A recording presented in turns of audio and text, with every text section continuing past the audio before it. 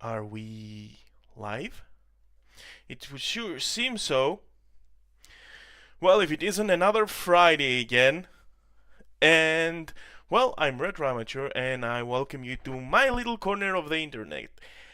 Let me just set up a few things first. Just close the monitor and. Alright. In this live stream, then, what are we going to be doing? As the title suggests, I will be learning how to play Longbow Gold, Jane's Longbow Gold. This video wouldn't be possible without one darkened room, whose guide helped me run Longbow Gold on my computer. Let me just find the file I used to run the game.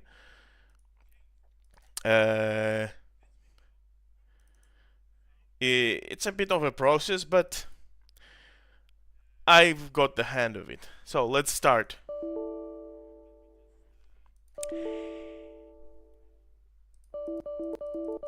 Come on. Yes, I forgot something very important. I forgot to mount the disk image. Eek. Mistakes are made. What can you do? We learn, we get better.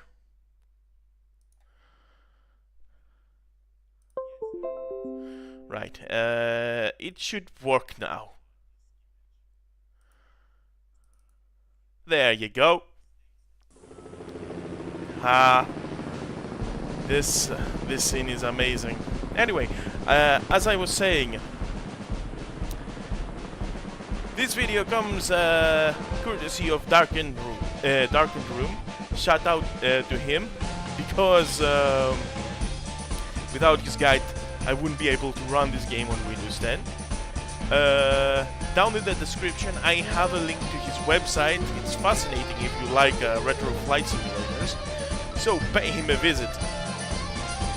So what I will be doing here, let me just get comfortable. Basically, I will be learning how to play Longbow. See, I wanted to learn how to play this or any other old simulator, but since I'm a big procastinator, I didn't. So to motivate myself, I decided to live stream it. So it's better with company, right? If anyone ends up watching this. Let me just change a few things. Nope, sorry. Let's check everything if everything is okay. Tutorial. So what do we have here? We have the films, but we do not want the films. Walk around, instrumentation, navigation, basic flight. I think instrumentation is the first one. The 3DFX logo. Okay, now you're ready for your first flight. This lesson will introduce you to all of the systems. Something is awry, because let's end the mission. Apparently this is not the first. Is the walk around Okay, one? folks, settle down so that we can get started. Welcome to Apache Longbow Conversion. This training program has one goal: to make you into the best combat helicopter pilots in the world, flying the most capable aircraft ever flown. The first thing a pilot must do is become familiar with the aircraft. So let's do a walk around of your Longbow and I'll point out the major components. The Longbow has a 4-blade main rotor measuring 48 feet in diameter. The blades are made from composite materials developed by Tool Research and Engineering Corporation. They are designed to withstand multiple hits from rounds as large as 23 millimeters. With 4 blades, the Longbow rotor does not have to spin as fast as a 2-blade rotor. This significantly cuts down on the noise factor. This is a fully articulated rotor system that permits extensive maneuvering and a broad flight envelope. On the front of the aircraft, you'll find the Martin Marietta Target Acquisition and Display System, known as TADS.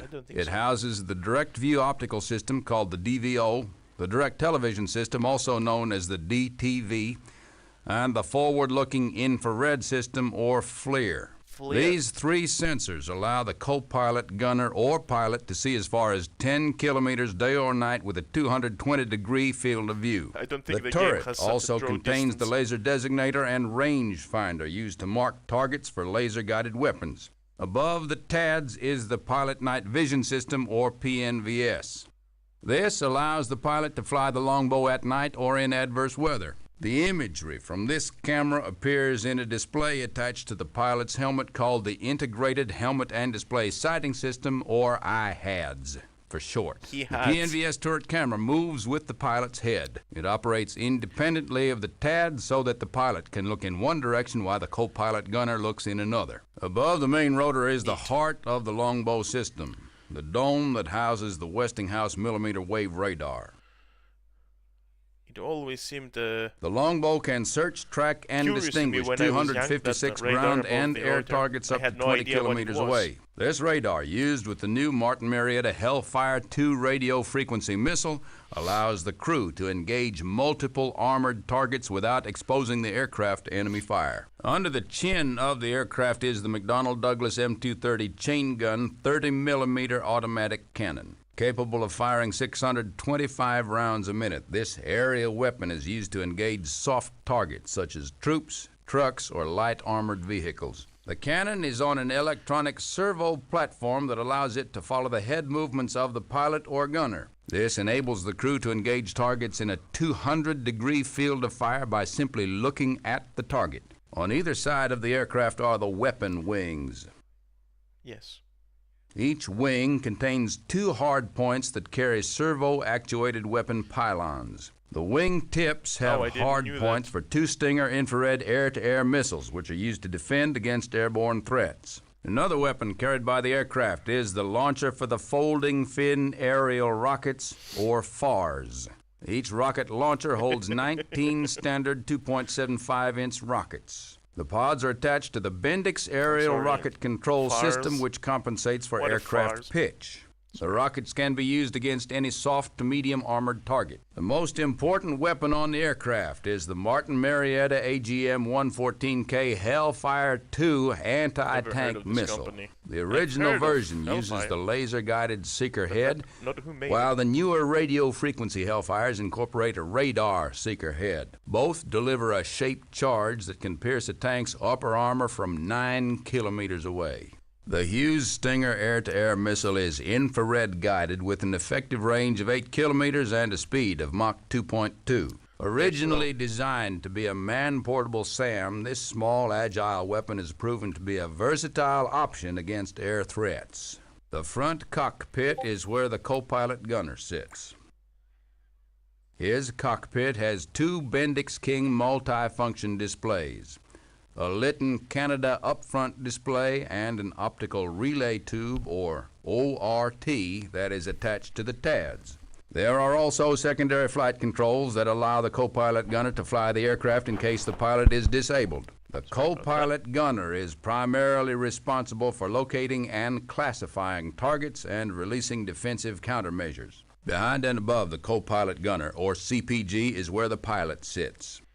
He is separated from the CPG by a sheet of plastic armor. His cockpit consists of two multi-function displays, an up-front display, primary flight controls, and secondary flight instruments. Flight and weapons information are displayed on the Honeywell Integrated Helmet and Display Sighting System. I forgot The display is a monocle that the pilot and CPG wear over one eye. The cockpit is wired to track the movement of each crew member's head, automatically aiming the sensors and weapons wherever the pilot or CPG looks. Powering the aircraft are two General Electric T700 GE701 turboshaft engines. Each engine can produce up to 1,700 horsepower, which is routed through a Litton transmission to the main rotor. The engine and transmission are designed to operate even after damage from 23mm cannon fire. The two engines are widely separated to keep at least one engine intact in the event of an IR missile hit.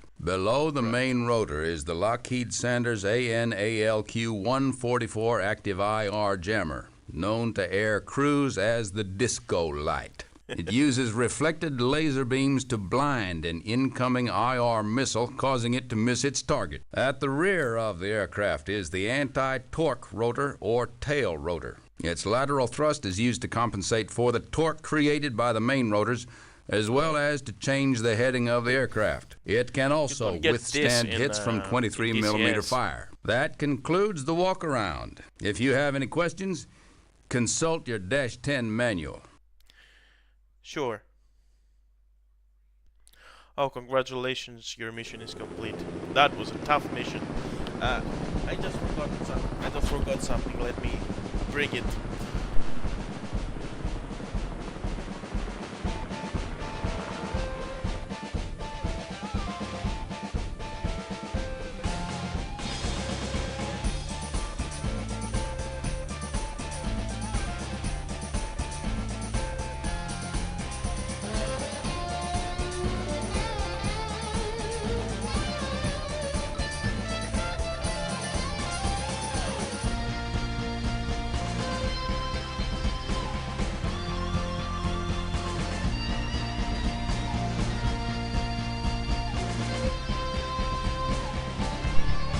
So what I forgot is this: the manual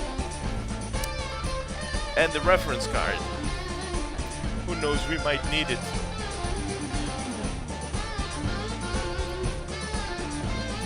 Nice manual, by the way. Let's I guess this is the order we should be taking it. Let's go in instrumentation, shall we? Okay, now you're ready for your first flight. This lesson will introduce you to all of the systems in the Longbow's pilot cockpit. First, I will show you a system, then I will give you control of the aircraft and allow you to experiment with that system. Let's start with the Integrated Helmet and Display Sighting System, or IHADS. The IHADS displays information through a monocle covering your right eye. The system is designed so that the symbology appears to be hanging in space right in the center of your field of view.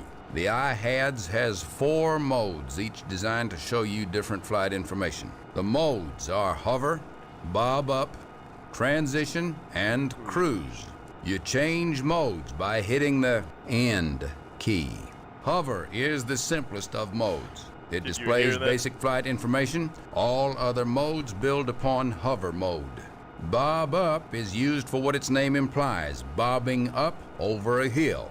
This mode adds an octagonal box that indicates your aircraft's overhead position relative to a spot on the ground. Transition mode is where you will spend most of your time. Its distinguishing characteristic is the attitude indicator, which only appears in this mode. Cruise mode looks and acts like the heads-up display of a jet fighter. It is distinguished by the pitch ladder and roll indicator. Across the top of your field of view is the compass. It displays your current magnetic heading, the command heading to the next waypoint, the direction in which the TAD sensor is pointing, and the scanning direction of the Longbow fire control radar. Okay, you now have control of the aircraft. To start the engine, press the R key. The engine, by the way, is already started. Increase your torque until the aircraft begins climbing. Climbing torque for takeoff is 90%. To increase torque, use the plus key. Do this until you start climbing.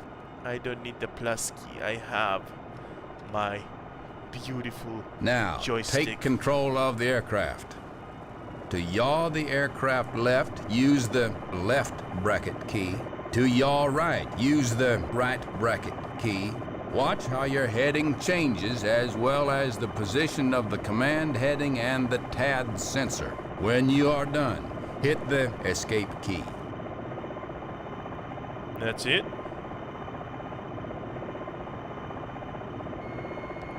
What? I already start blowing stuff up.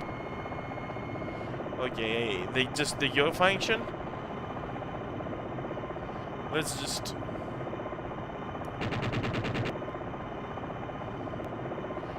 By the way, the tutorials, I think most realism settings are turned off. because it doesn't feel like I'm in full control. Like usual. Let me see how this works.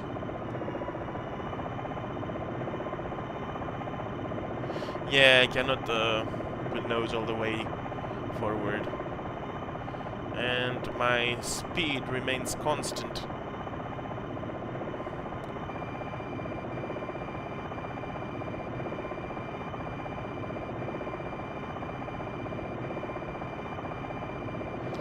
Right.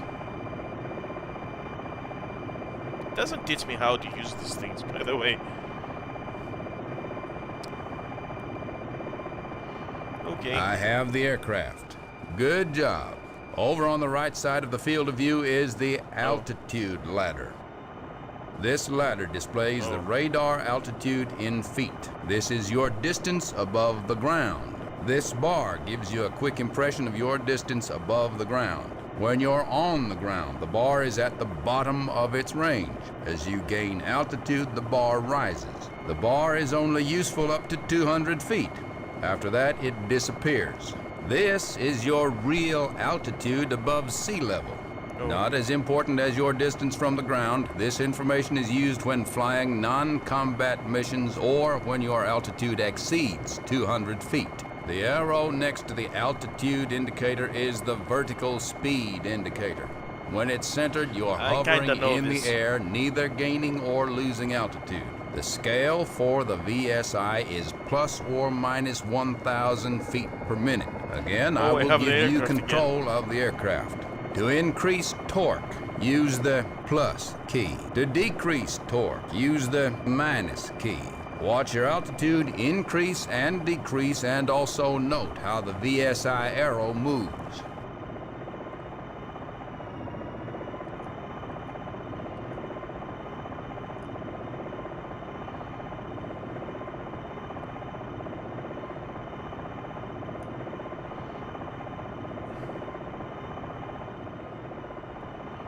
Yeah, I see. Do I press escape again? He didn't say. By the way, you can't land on buildings. I tried before and they just blow up. I have the aircraft. Okay. On the left side of the IHADS display is the airspeed indicator.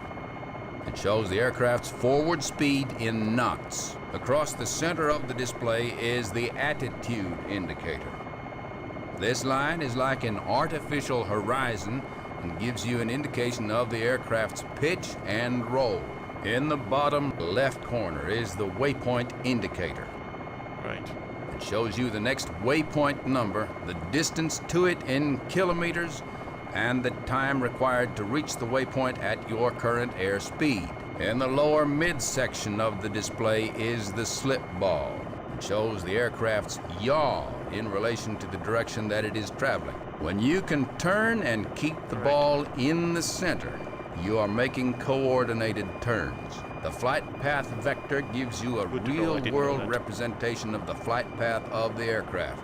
If the flight path vector is over the ground, it means you're going to crash, and you might want to add collective. Emanating from the center of the display are the velocity vector and acceleration cue. The velocity vector shows your direction and speed relative to the current position of the aircraft. It is like an overhead arrow pointing to where you are going. The acceleration cue shows the lateral acceleration in the same scale as the velocity vector. In the upper left of the display is the torque percentage. This number represents the average torque of both engines in relation to the maximum torque possible. Since the engine can produce more than maximum torque, this number can exceed 100%. Now, take control of the aircraft. Triple A detected. 1 o'clock. Work all of the controls and watch how the displays react to your control inputs. When you are done, hit the escape key. You have the aircraft. Okay.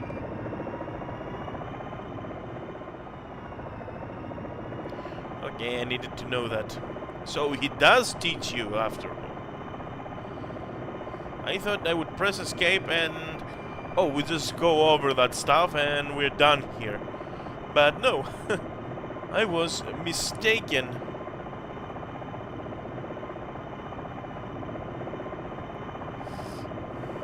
Right. Okay, I have the aircraft. Another important set of information displayed on the iHads is data from the various sensors in the aircraft. The cross in the middle of the sensor represents the center of the field of view, or your line of sight directly ahead.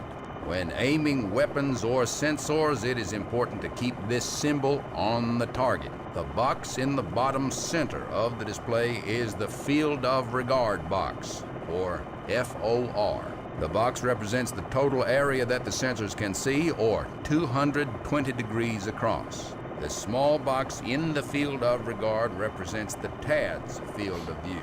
The dashed line represents the direction of the fire control radar. To the left of the FOR box is the high action display, or HAD, for the sensor system. The top number is the computer range to the target currently engaged by either the TADS or FCR. The bottom text is used to relay site status information. The iHads is also used to display information useful in deploying the aircraft's weapon systems. Every weapon has its own symbology, so pay attention. On the top and to the right of the FOR box is the high action display for the weapon system. The text across the top of the FOR is the weapon inhibit field. Messages here inform the crew as to why the current weapon cannot be fired, usually due to a bad angle, damaged system, or out-of-range target. Right. The top right text field tells the crew what weapon is currently selected. MSL stands for the Hellfire missile, RKT stands for rocket, and ATA stands for air-to-air missiles, representing the Stinger missiles on board the Longbow. Let's look at the unique symbology for each weapon system. The chain gun system has no real symbology. Since the chain gun follows the movement of the sensors or helmets, it can be fired anytime the sensors lock on to a target. If there's no target, the gun fires straight ahead. When the rocket system is selected, an I-beam cursor is displayed.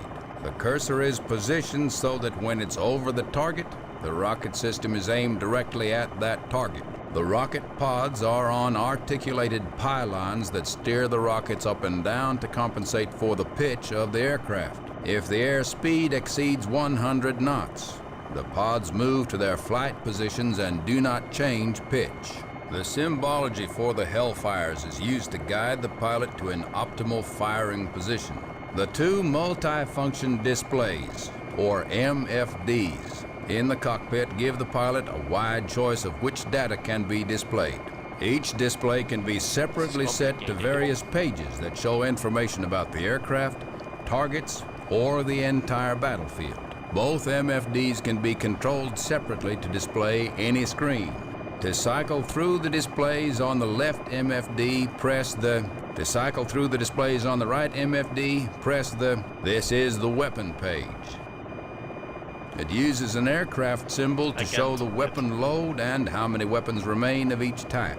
Text boxes across the top indicate the status of the sensor package. On the top of the page is the master arm indicator. When this says arm, the weapon system is ready to fire. To arm the weapons, use the... To the upper left of the aircraft symbol is the sight indicator, which shows what system is being used to acquire and designate targets. The available sensors are the TADS and the FCR. To switch between the sights, use the missile launch mode indicator is in the middle left of the display. It can be either LOBL for lock on before launch mode or LOAL for lock on after launch mode. To toggle missile launch modes, use these modes will be discussed in detail during weapons training. Range can be provided by either the laser rangefinder in the TADS or by the FCR. When you switch the sensor package, the range indicator in the middle right of the weapon page changes accordingly. The weapons on the aircraft symbol gives the pilot a quick indication of what weapons are available. The gun counter in the middle of the aircraft tells how many rounds are left in the chain gun. The boxes representing the rocket pods tell how many rockets are left. And each Hellfire missile is represented by its own missile symbol. The selected weapon system displays as a reversed image.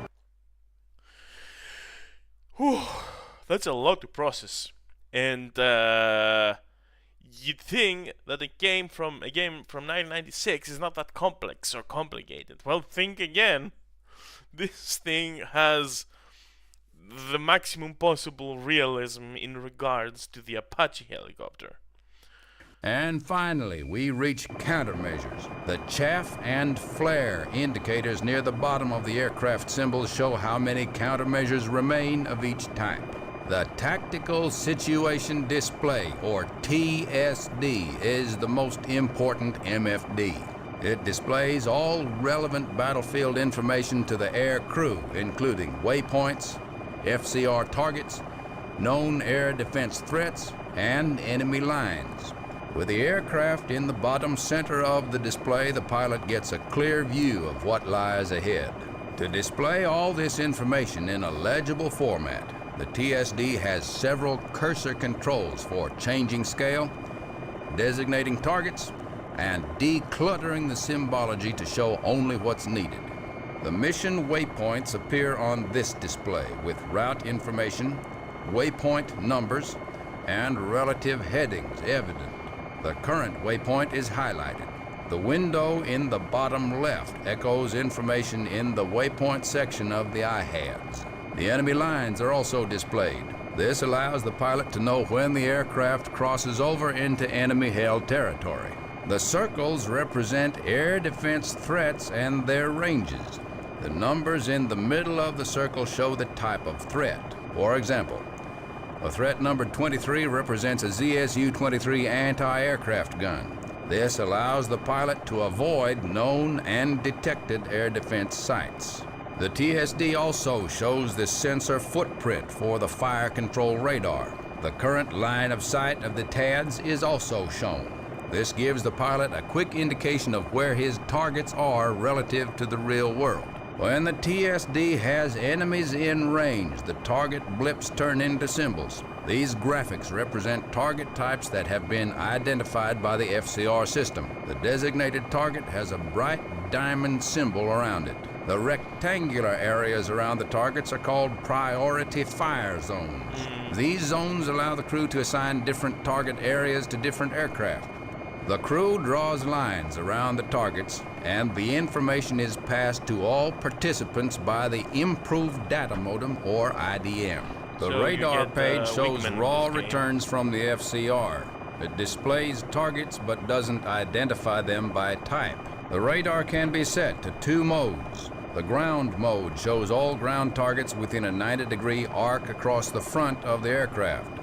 The air mode shows all air targets in a full 360-degree sweep around the aircraft. The range for the FCR is set using the ranges are 5, 10, 25, and 50 kilometers. The TADS page is used to show various views of the target acquisition display system. This helps the crew use the sensor package to sweep an area, then identify targets and lock them up for engagement. The various cameras of the TADS package can be panned and zoomed to any location. By default, the TADS points to the current target of the weapon system. To zoom in on the target, use the to zoom out, press the to move the camera, use the cursor control in the MFD. The current zoom level is displayed in the upper left corner of the MFD. The camera's position relative to the aircraft is displayed in the field of regard at the bottom of the MFD. The TADS can use any one of 3 cameras: the direct optics, the direct TV, and the forward-looking infrared cameras are used automatically as you zoom into the target. The symbol of the current camera is displayed in the upper left.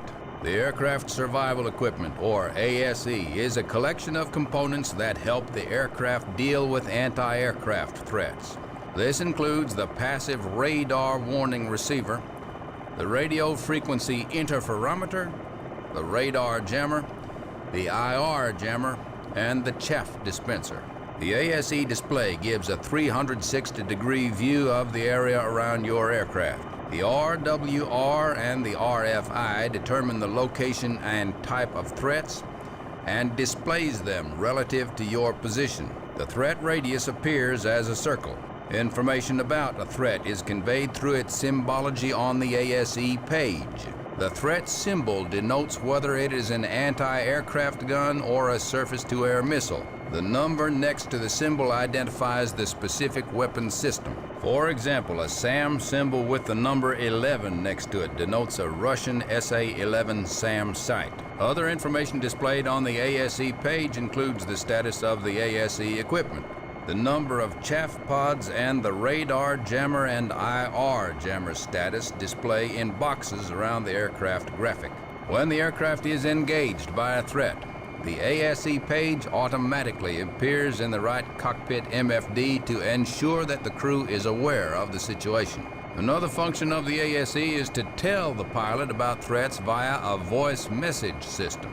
When the aircraft is engaged by a threat, the pilot receives a voice message on the intercom. This system identifies the threat and gives its location relative to the aircraft. Across the top of the cockpit is the up-front controller. It is used to display engine and radio information. You switch the up-front controller and cycle through its modes using the in-engine mode. The up-front controller displays information about the two engines, including their torque, operating temperature, and RPM. In the event of total electronics failure in the cockpit, there are also secondary analog gauges that measure your flight parameters. These include an airspeed indicator, an altimeter, and an artificial horizon. All of these displays can be individually configured, or you can use the master modes to automatically switch all relevant avionics to the appropriate mode. There are 4 master modes: navigation, air-to-air, direct fire, and indirect fire. To change master modes, hit the Watch how the IHADS mode and the MFDs change.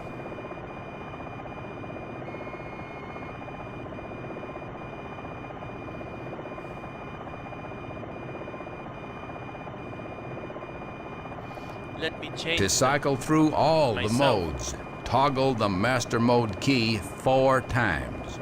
Now you know the flight instruments and avionics.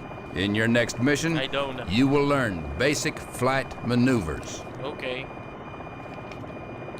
Alright, let me just touch MFT, zoom in, zoom out. I hate this stick here because I might need to go through it again, but let's just go to basic flight. Let's do some cool stuff. Welcome to your first flight lesson. In this lesson, we will cover all the basics of helicopter flight. First, I will teach you about the controls. There are 4 control inputs to a helicopter. Throttle controls the engine RPM as well as the rotor RPM. Since the Longbow has automatic throttle control, you don't need to be concerned about throttle. The collective control determines the pitch of all the rotor blades. The more collective you give, the greater the angle of attack of the blades and the more lift is generated. This lift is measured in torque required to turn the blades and is displayed on the IHADS. The simple way to think about collective is that collective controls lift. To increase collective, use the plus key. To decrease collective, use the minus key. The rudder controls the anti-torque rotor at the back of the aircraft. Using these controls, you can rotate the aircraft about the yaw axis. To yaw the aircraft left, use the left bracket key. To yaw right, use the right bracket key. You can use the yaw control at any speed, but at high speeds you have a chance of losing control of your aircraft, so be careful.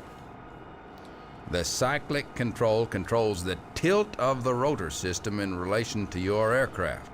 It does this by cyclically changing the pitch of the rotor blades when they reach a certain point in their rotation. When the rotor is tilted, some of the lift generated by the blades is translated to motion in the direction of the tilt. Use of this lift to move the aircraft means that there is less lift to hold a hover, and the pilot must increase torque to compensate. When the cyclic is centered, the rotor disc centers and the aircraft will coast to a hover. The pilot must compensate this with a decrease in torque to remain at the same altitude. The cyclic is used to cause the aircraft to travel in a certain direction. The more you give input in a given direction, the faster you go in that direction. When flying the aircraft, all control inputs must constantly be monitored and adjusted. Unlike a fixed-wing airplane, a helicopter is inherently unstable, and only the constant attention of the pilot keeps it aloft. Now we will fly the aircraft. Yay! The first thing to do is take off. Let's turn on your engine. To start the engine, press the R key. The engine is already started. You can hear it. You can hear the engines working.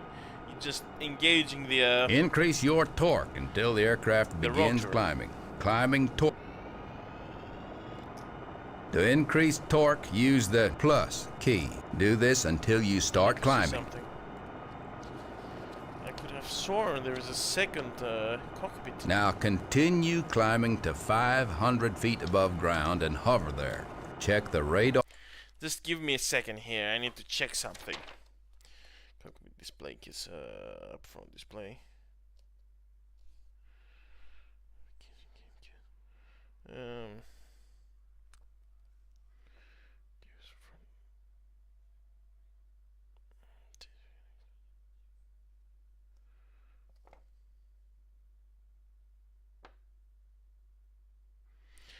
Right.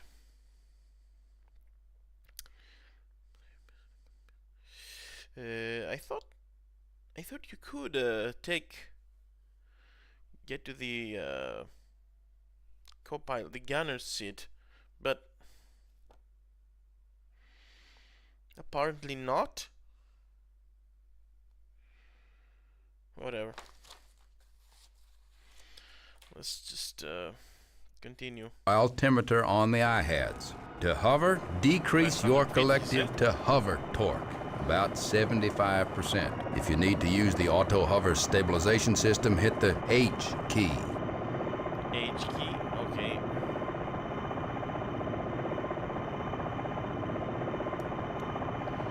$500 feet, he said.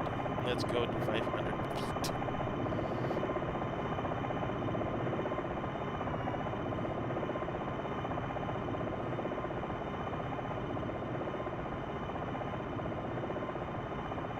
Right, I'm at 500 feet. You are now hovering. Notice how the vertical speed indicator changed. Now we will use the collective to change altitude. Drop the aircraft to 250 feet. Use 70% torque to slowly lose altitude. Okay. Let's do it a little bit faster.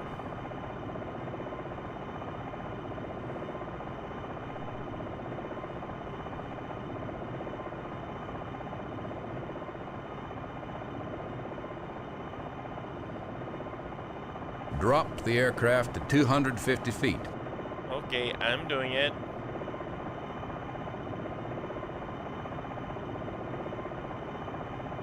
Good. Now climb back to 500 feet. Why are you making me do this, old man?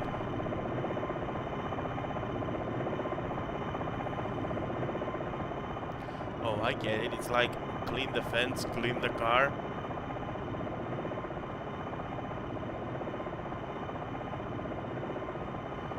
Now you know how to use the collective. On to the rudder pedals. We will use the rudder controls to change your heading. Watch the compass across the iHads. Rotate the aircraft right on its axis to face 70 degrees using the right bracket key. I have a joystick with a yaw control. Did he say 70 degrees?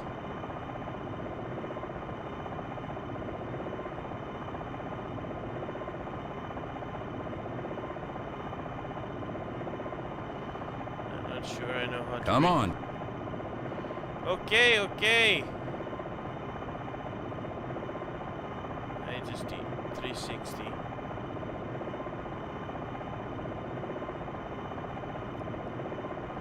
That's got it. Now, while you're still stationary, try using the cyclic to move your aircraft sideways. Push the joystick straight out to the right to slide the aircraft to the right. That's got it. To stop moving, simply center your cyclic control. Now let's move the aircraft to the left. Move your joystick to the left to slide to the left. That's got it. To move the helicopter forward, you need to pitch forward so that the lift of the rotors pulls you along your flight path. Push forward on the cyclic to fly forward. Add collective to compensate. The more you push forward, the faster you will go. Watch your airspeed indicator and push the cyclic forward until you reach 80 knots. 80? Okay. Good. When you're moving forward, you no longer side slip like you used to. The left and right inputs on the cyclic act more like roll control. Try slipping from side to side. See how you bank and turn now. That's how you'll make most of your turns. Ahead of you are a series of gradient bars like a tunnel. I need you to fly inside this tunnel. Keep your airspeed between 30 and 90 knots. Try to look far ahead to anticipate changes in altitude and turns. It will take input from all your controls to fly through the tunnels. Actually, might turn out to be more challenge than I thought. Between 9. Stay inside the gradient bars. Remember that the cyclic also controls airspeed. Let off on the cyclic to slow down. Oh, snap.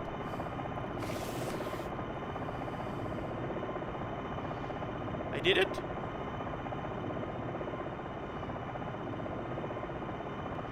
Don't tell me I have to just...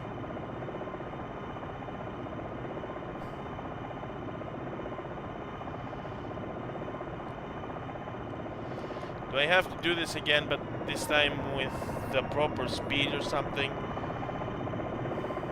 Let's attempt this, okay? Once more. Let me just change a few things. No, don't let me change a few things.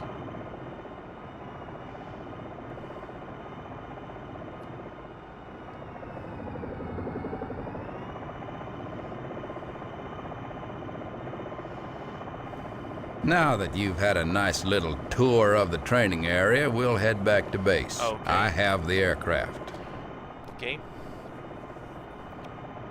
Teach me how to stop, maybe? Well, no, but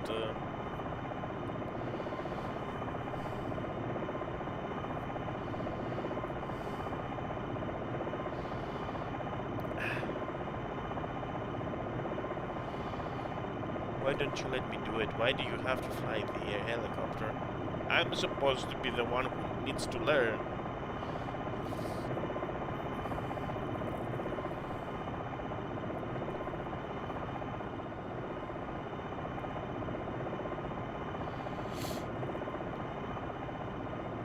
Are you going to land too? Landing a helicopter is easy when compared to fixed-wing aircraft. Simply find the place you want to land, establish a hover over the landing site, and use the collective to gently lower the aircraft to the ground. Now you will land the aircraft in front of the hangars. Okay. You now have control of the aircraft. First, move towards the hangars.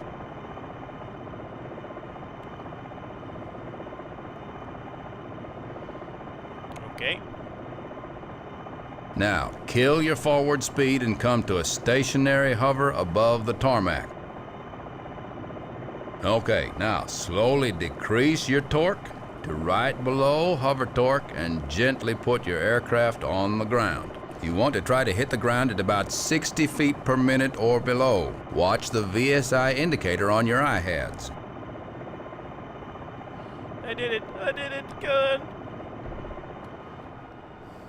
Yay! Good landing. Remember the first rule of flying. Always make your number of landings equal your number of takeoffs. Okay.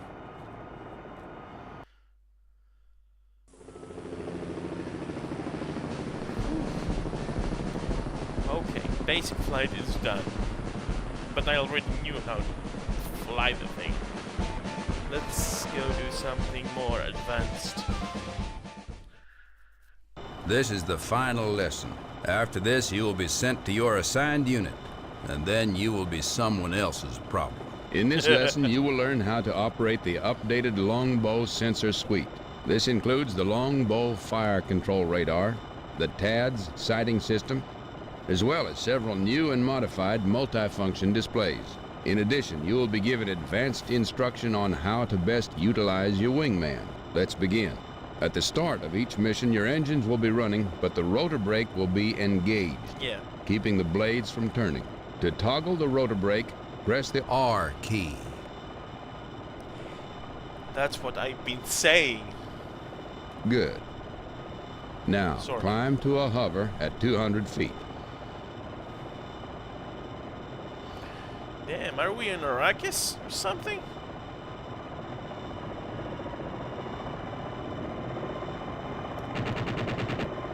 Ooh, I've got weapons control.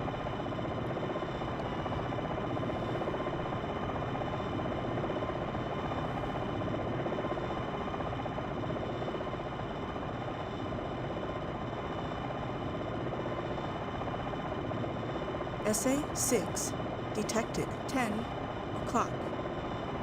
Good. Now, activate the auto hover feature by pressing the... H. Okay. Notice the addition of a hover indicator on the iHads, Thank you. which activates whenever you use the auto hover Said command. 75. First, let's talk But about the auto new and hover is in improved 80 not multifunction 80%. displays.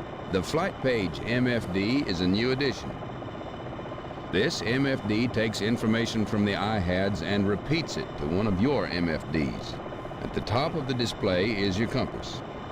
The torque percentage is displayed here, followed by the airspeed indicator, radar altimeter, pitch ladder, artificial horizon, waypoint information, and the slip ball.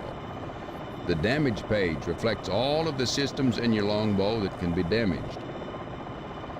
If you sustain critical damage to an engine, you can and should shut that engine down. To shut down the left engine, use the Control left bracket key.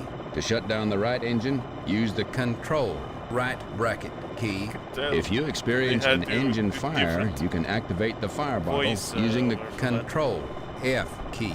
I highly recommend using the fire bottle, as an engine fire can spread quickly, causing damage to other subsystems. Okay, let's move. Nose down and pick up some speed.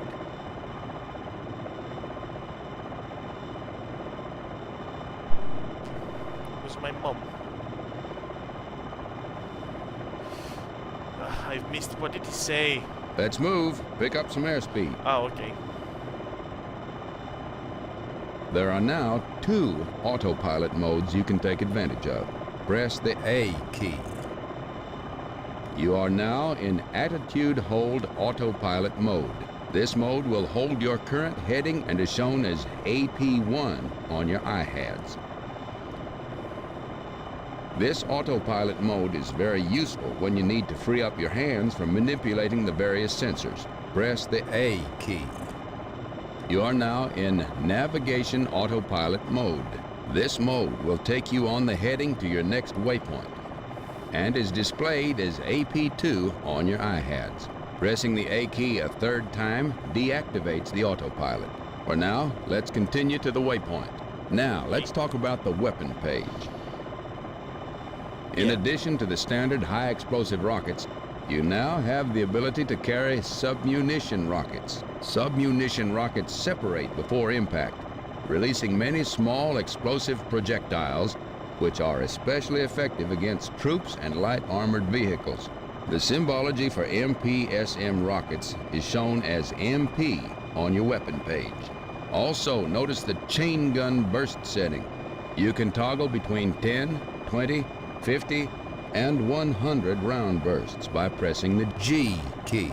Have some fun playing around with your cannon burst setting and new submunition rockets. When you're done, fly to waypoint 2.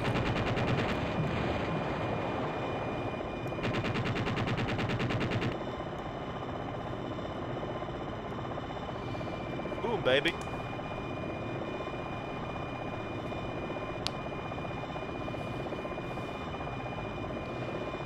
Fly me to that moon and take me all across the stars.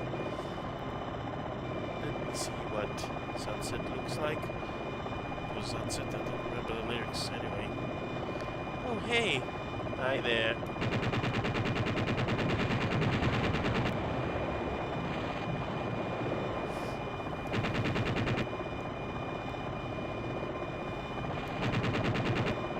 When you're done, fly to waypoint 2.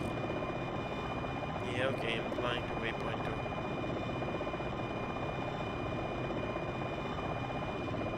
Pull to a hover at waypoint 2.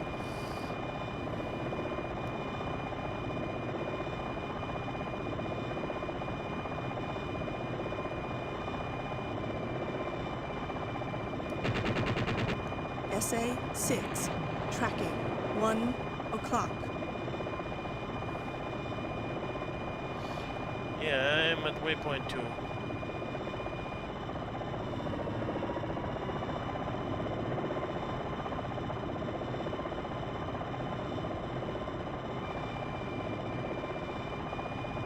Pull to a hover at waypoint 2.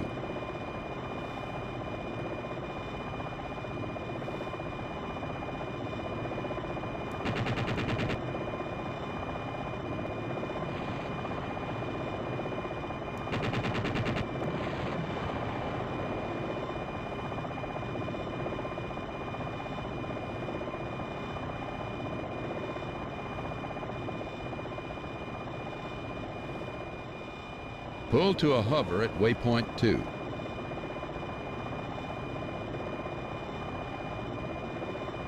Okay.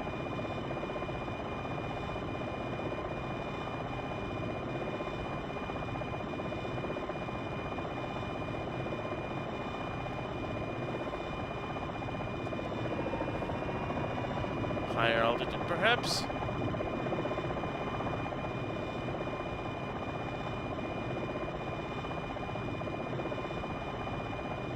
The co-pilot gunner is responsible for operating all of the systems vital to spotting, identifying, and tracking units on the battlefield. Let's begin by having a look around the cockpit. To switch to the CPG cockpit, press the keypad insert key. Okay. Okay. Did I miss something here?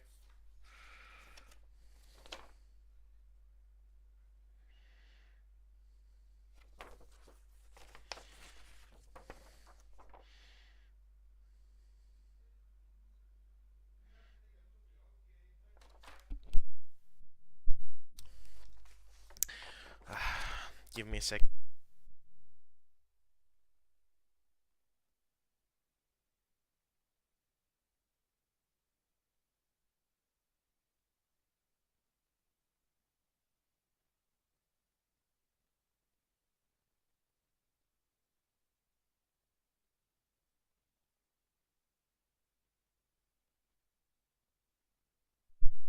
Living with other people in the same household can be tricky sometimes.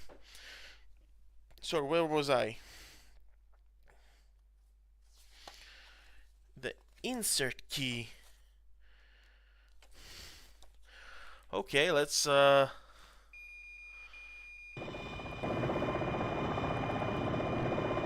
did he say? To switch to the CPG cockpit, press the keypad insert key. What's the keypad insert key? All flight controls, including Zero. cyclic, collective, and rudder, are also included in the front seat, allowing the CPG to fly the aircraft in the event of pilot injury or death or mechanical problems. All of the IHADS modes available to the pilot are also available in the front seat. The heads down display, or HDD, is where the CPG spends most of his time. The HDD is comprised of two eyepieces which relay information from the various sensor systems to the CPG. You can switch between TADS and FCR acquisition modes while using the HDD. The heads-out display repeats the data from the HDD onto a smaller display. The CPG cockpit also contains two multifunction displays. These MFDs cycle through the same displays available in the pilot cockpit. Their setting is independent of those in the back seat, though, allowing you to keep different displays active between the front and back seats. A good rule of thumb is to keep MFDs relating to the defensive systems active in the pilot station and displays referencing the offensive systems active in the front seat. The up-front controller now reflects actual elapsed mission time as well as critical damage information. The TADS is comprised of several systems. These systems include the FLIR, or forward-looking infrared, the DTV, or day television, the DVO, or direct view optics, and the laser rangefinder. Your sight status indicator is located here on the TSD and will show either FCR or TADS depending on which mode you are in. The weapon page also indicates which sighting system you have active. Let's begin by learning about the FLIR. The FLIR, or forward-looking infrared, as I stated earlier, is essentially a camera that substitutes visible light or colors representing various heat signatures. These heat signatures are then converted to varying shades of black and white. You can switch the polarity of the FLIR using either black-hot or white-hot modes. Black-hot mode displays heat sources as dark tones against white backgrounds, which represent cooler temperature ranges, and vice versa for white-hot mode. The FLIR is most useful in spotting units at night, but can also be helpful when units are especially well camouflaged against the terrain. Okay, make sure you are in TADS acquisition mode. Okay, how do I do this? Go to the HDD by pressing the keypad period key.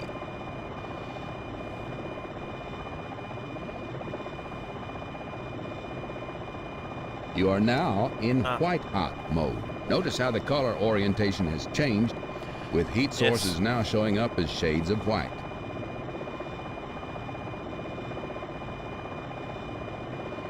Okay. Change your FLIR polarity by pressing the keypad 7 key. You are now in heads-down mode, looking through your TAD sensor in FLIR black-hot mode. The next camera system we'll talk about is the DTV, or day television. Change your TADS camera by pressing keypad 1. The DTV is a television camera with a high zoom level which enables you to obtain accurate visual target confirmation at medium and long ranges in the narrow zoom level. Okay, press the keypad 1 key. You are now in DVO, or direct view optics mode. The DVO is made up of several lenses which magnify an image coming in through the front of the sensor system and relay this image through one of the eyepieces on the HDD. The DVO is most useful in identifying objects at medium ranges and provides a wider field of view than either the FLIR or DTV. Lastly, we come to the laser designator. The laser designator provides extremely accurate range-to-target information, as well as providing guidance for laser hellfires. Using the laser in conjunction with the chain gun will improve its accuracy, as it is receiving more accurate range-to-target information. In addition, you can use your laser to light up a target while another aircraft delivers a laser. So basically what's happening here is that I have to do the job of two people. Just let that sink in for a bit. You have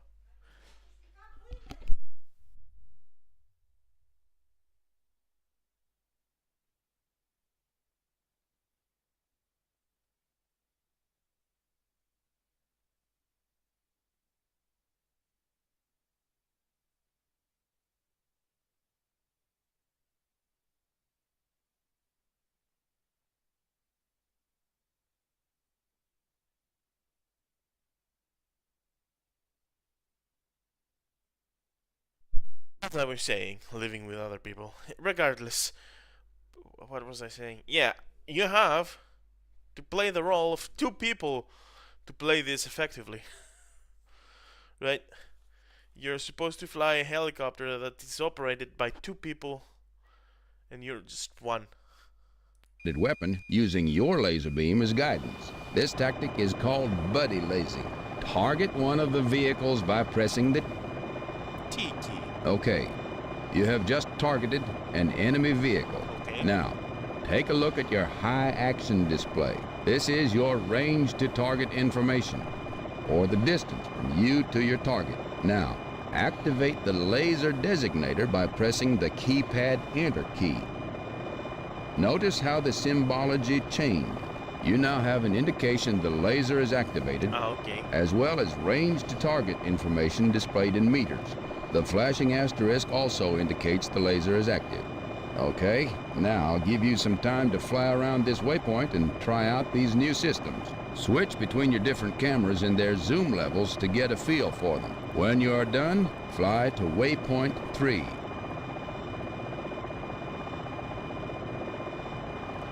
I can just move the camera like this, right?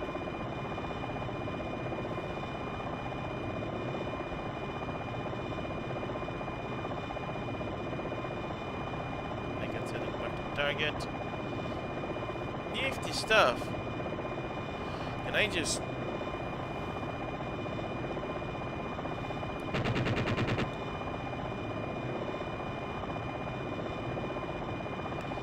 Good stuff.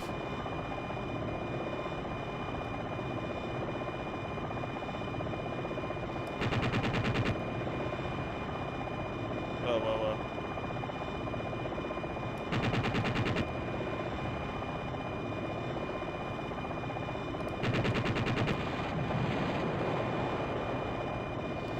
Okay, this is kinda...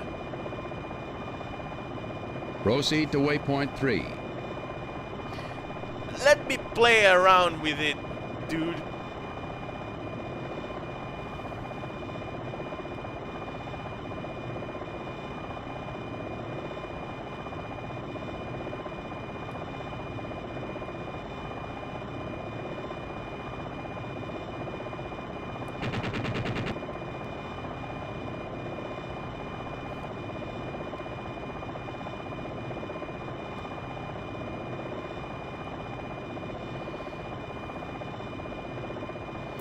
Let me see what I can do with this thing.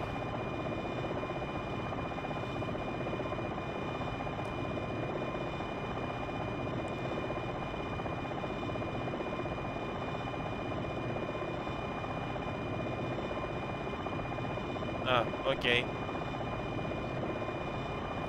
Namlock 7 changes the Proceed to waypoint flea 3. roads.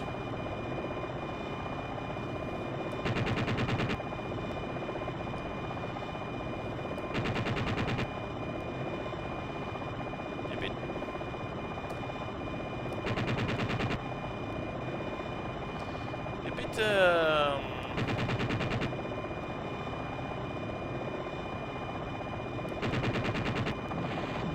Ah, finally. Okay, let's proceed to the next waypoint. Ooh. My buddy here, what is he doing?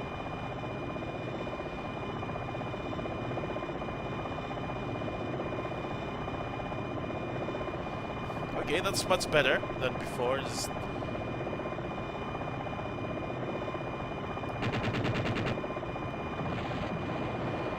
That was a tank. How was I able to blow up a tank? Let's just back to the pilot view. Have a better field of view because the gunner seat is a bit cramped.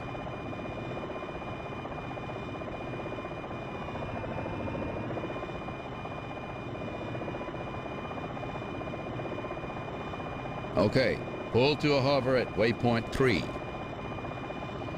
Working on it.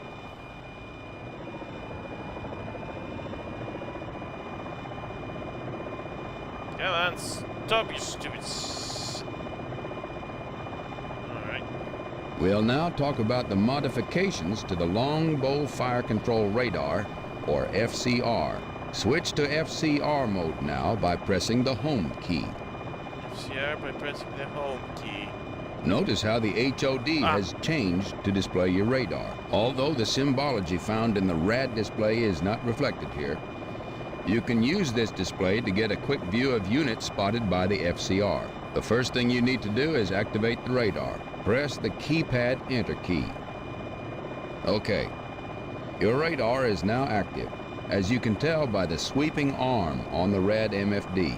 You generally do not want to keep your radar sweeping continuously though, as that will alert enemy units to your presence. To avoid this, you can set your radar to perform a single sweep. To switch between single and continuous radar sweeps, press the keypad 3 key. Now, to perform a single sweep, press the keypad Enter key. Your iHads will give you an indication when the FCR is activated by showing FCR Transmit in the HAD. The HAD will also show you the radar computed range to target.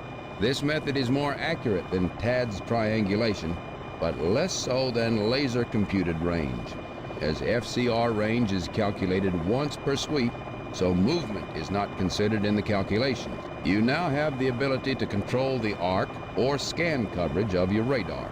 Think of the radar scan coverage as a pie slice. You can change the shape of this slice and control which direction it faces. The advantage in doing this is that your radar signals will be sent out in a focused area, revealing your location to fewer enemy units, and will also provide you with faster radar updates. Although the Longbow FCR is very new, our intelligence sources estimate we'll only have a small window of time before other forces develop the ability to detect or jam the radar, so it is still a pilot's top priority to evade any type of detection, whether visual or electronic. With this in mind, let's learn the finer points of the FCR. Begin by reducing the scan coverage by pressing the keypad down arrow key. See how your pie slice narrowed? Press the keypad down arrow key one more time. Now that we've narrowed the radar scan coverage, let's try panning. Pan your radar by pressing the keypad left arrow key. Good. Pan your radar by pressing the keypad right arrow key. Okay, this is pretty simple, right? The difficult part comes in learning to effectively use this equipment in combat, which we will cover later. Let's move on to the symbology you will find on your radar display and TSD. The different types of units you encounter on the battlefield will be represented by unique symbols. In addition, each symbol will change slightly depending on whether you have line of sight to the object and whether it is moving or stationary. Tracked vehicles, such as tanks, will appear as an H symbol. Wheeled vehicles, such as trucks, will appear as a circle. Air defense units, SAMs, and AAA will appear as a triangle. Helicopters appear as a bow tie shape. Fixed-wing aircraft are represented as a small airplane symbol. Unknown targets appear as a square. Got all that? There's more. Now, for each of these symbols, if you have line of sight, the symbol will be solid. Without LOS, the symbol becomes outlined. Let's see this happen. Select any target in front of you. Now, take a look at its symbology on your TSD. Now, slowly reduce collective, keeping your eyes on the symbol. When you lose line of sight, you will see the symbol become outlined, indicating no line of sight.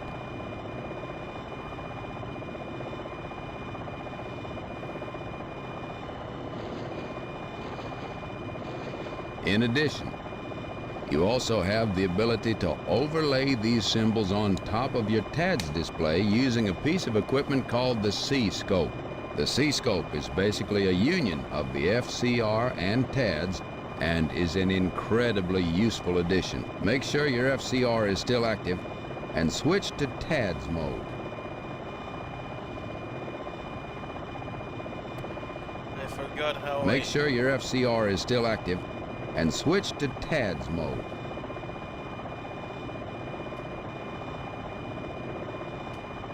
Make sure your FCR is still active and switch to TADS mode. Excuse me, I have to check this out because it's kinda...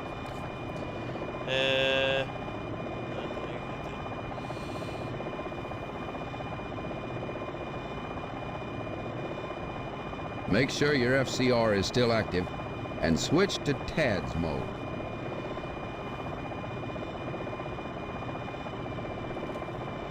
Now, let's go heads down. Press the keypad period key. Keypad period key. See how the FCR symbols are placed on top of the object seen in the camera? This helps in identifying distant objects and giving you a quick impression of what is out there. Now, let's move on to discuss the changes to your air-to-air radar. The air-to-air radar works in much the same way as the air-to-ground does. Switch to your air radar by pressing Page up. OK. Press the keypad down arrow key. See how the display became a semicircle? You can rotate the air radar in the same way you did for the ground radar. Press the keypad left arrow.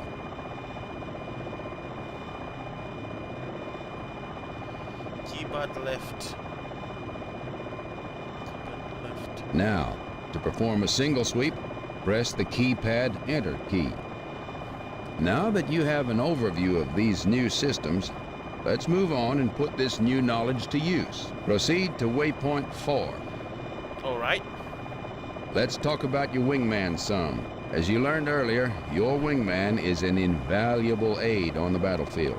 There are now additional commands to give him to increase your battlefield effectiveness. Your wingman will follow you in one of two types of formations. The default formation is called combat cruise. In this formation, your wingman will follow you at a distance of 50 meters. The other formation is called combat spread. This formation will increase his distance to 150 meters. This allows more maneuvering distance between you two and gives him some additional time to respond to an attack command, for example. To switch between formation types, press the do this now. I didn't see.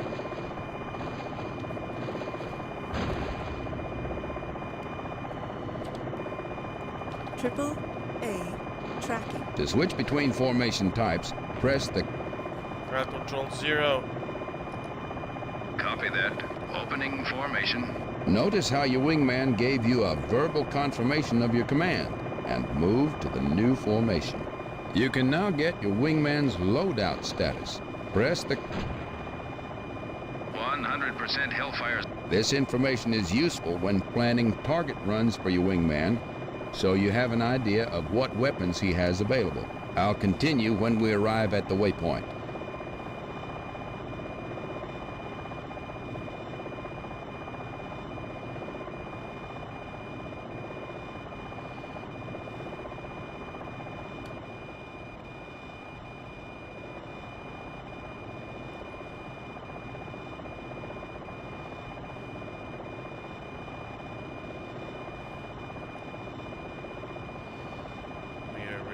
Waypoint 4.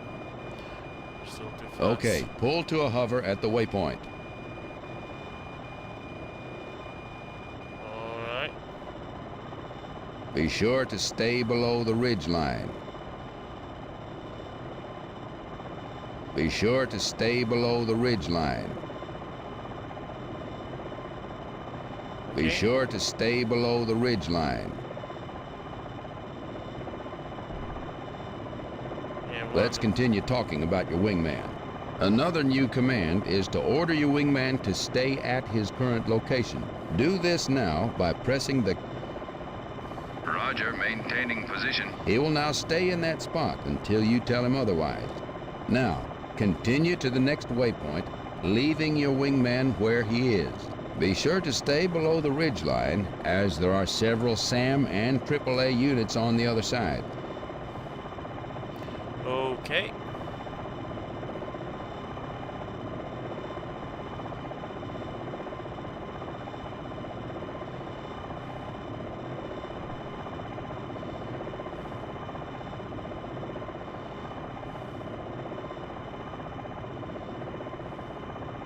Pull to a hover at the waypoint.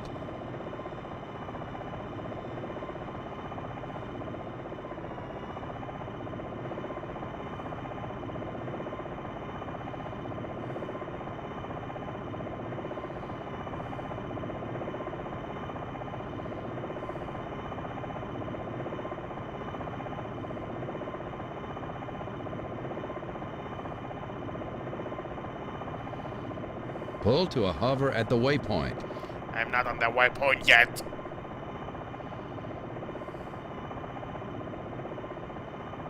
Pull to a hover at the waypoint. Okay. Next, we'll perform a coordinated attack using your wingman. Yaw your aircraft so that the open carrot is centered in your compass.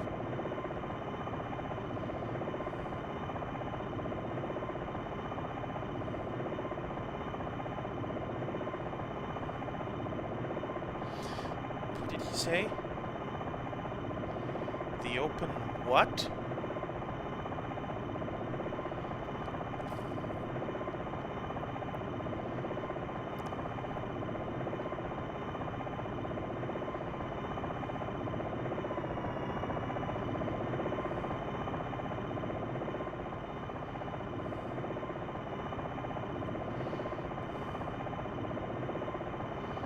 The open what?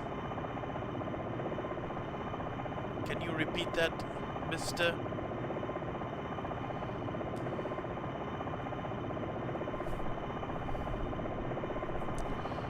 I'm stuck.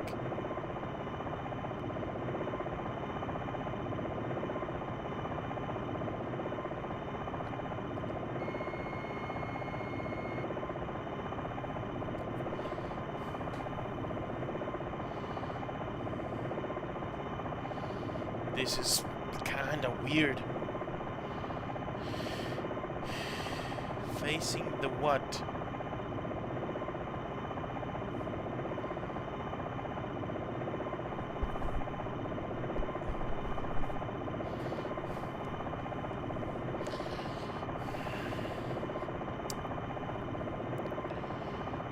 Repeat that, man.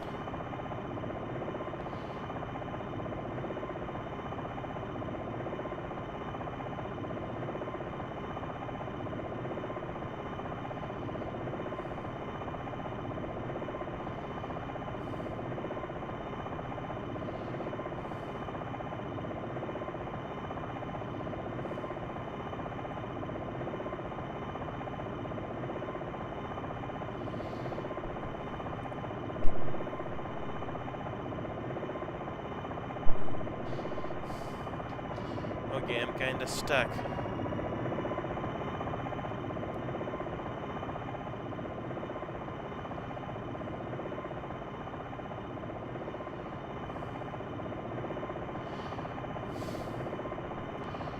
So, can I see objectives?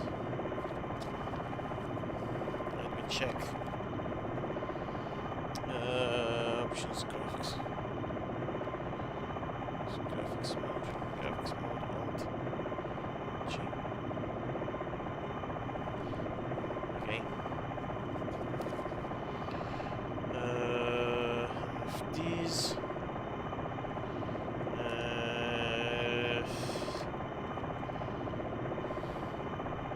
Can I see the mission? The mission objectives? No? Options menu? Mission? Okay. Give me.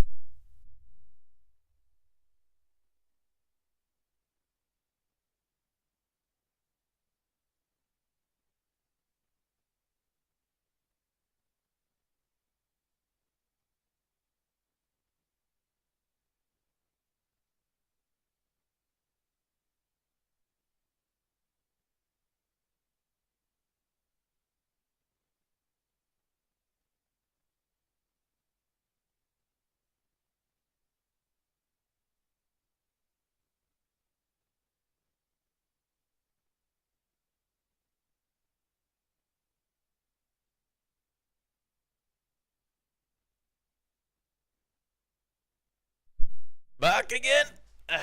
Let's what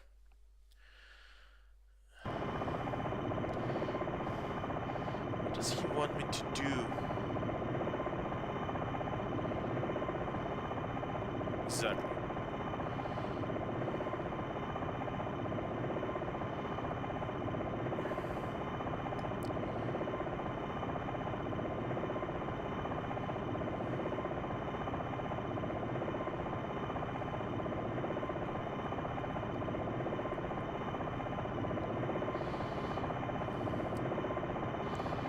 You and your wingman are now in battle positions. Okay. You can ask your wingman to pop up and scan the area. He will then pop up, acquire any targets, then download the information to your TSD. Do this now by pressing the Control 4 key. Okay. Roger. Notice how the targets your wingman found now appear on your TSD. Now, perform your own pop-up scan. Slowly add collective until your radome begins to pick up targets. Press the keypad Enter key. Once you pick up targets, bob back down behind the ridgeline. Now, draw a PFZ around the group of targets closest to your wingman's position. You can send him up to 16 targets in a PFZ. Hand off the PFZ to him by pressing the Control backspace key.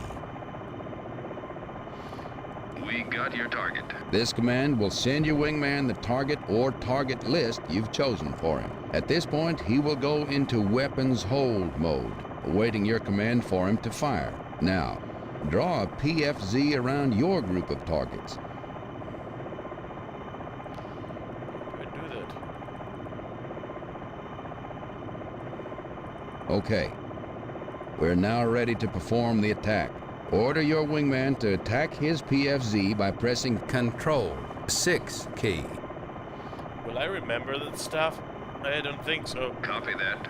Attacking your PFZ. Good hunting. This puts him into weapons-free mode, at which point he will begin ripple-firing hellfires at the PFZ you sent him. Hellfire away. Make sure the targets are within his missile range. Otherwise, he will leave his position and move toward the targets until they're within his range. Firing hellfire. Now, begin firing missiles at the targets in your PFZ.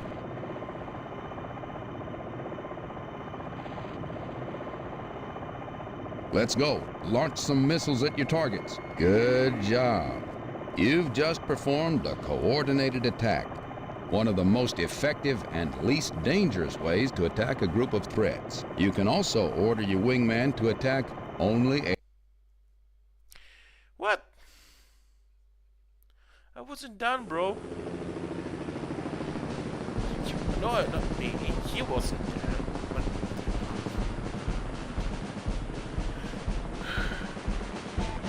you know what?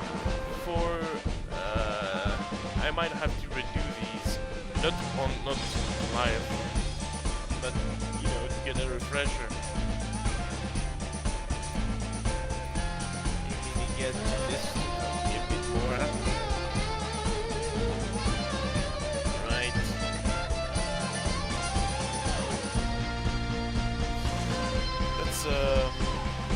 Let's move to navigation. This flight lesson is about navigation. Okay, just give me a second here to just have something more. So we are 1 hour and 25 minutes in this, and we are halfway there. Let's hope it doesn't crash. It. Oh, come on now. And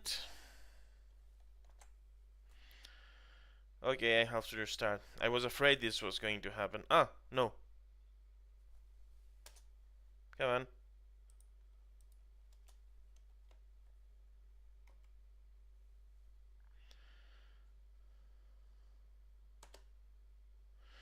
Okay. Gotta restart, guys.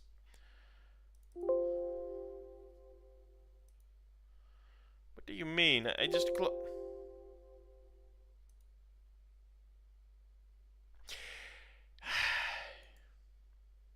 That's the folly of running old games on modern operating systems.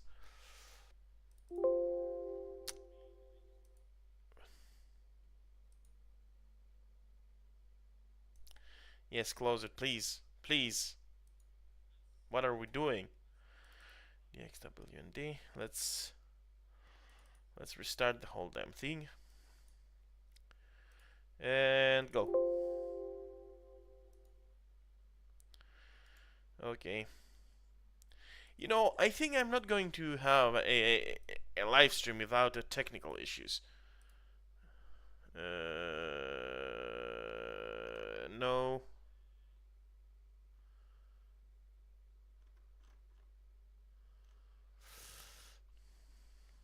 Ah, I found you.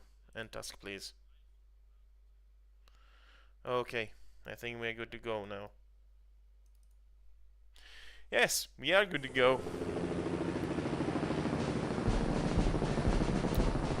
Let's go to navigation.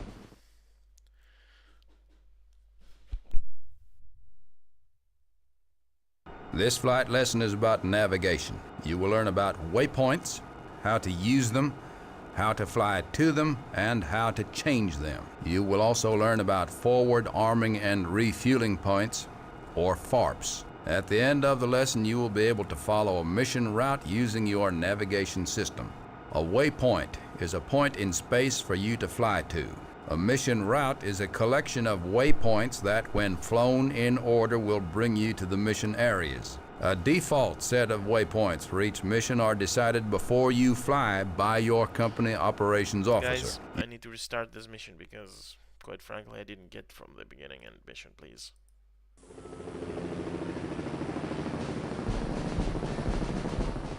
Navigation. This flight lesson is about navigation. You will learn about waypoints, how to use them, how to fly to them, and how to change them. You will also learn. Why do I have the feeling that this should have come before weapon systems, right?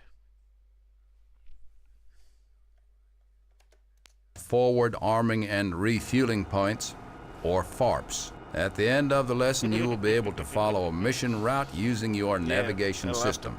A waypoint is a point in space for you to fly to. A mission route is a collection of waypoints that, when flown in order, will bring you to the mission areas. A default set of waypoints for each mission are decided before you fly by your company operations officer. You can choose to accept these waypoints or change them. For now, we will follow the ordered waypoints. Following waypoints is simple. First, take off and go to a hover at 400 feet above ground level. To start the engine, press the R key. Increase your torque until the aircraft begins climbing. Climbing torque for takeoff is 90%. To increase torque, use the plus key. This guy still thinks I'm flying with the keyboard. But props to them for fitting the flight controls into one keyboard. Triple A detected. 11 o'clock. Okay.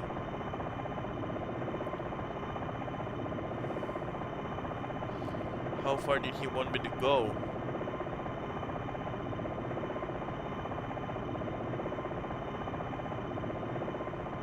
Am I good here?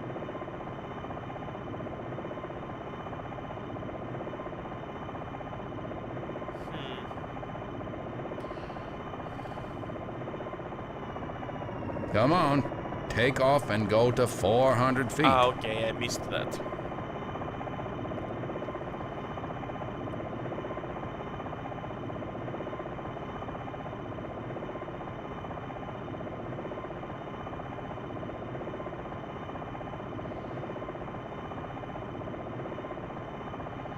Okay, I'm here.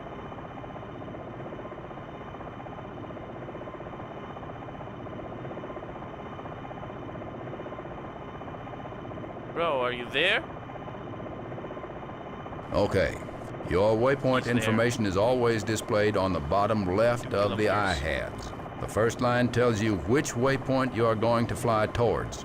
The second line tells you the distance to the waypoint, and the third line tells you how long it will take at your present airspeed. The other important piece of waypoint information is on the compass across your IHADS. There are 2 carets on the bottom of the compass. The open caret marks the heading you must fly to get to the next waypoint. Okay, let's get moving. Yaw your aircraft so that the open caret is centered in your compass.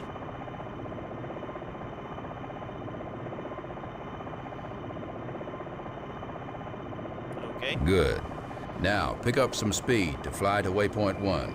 Watch how your distance to waypoint and time to arrive indicators decrease. Stay at a cruising speed of 100 knots.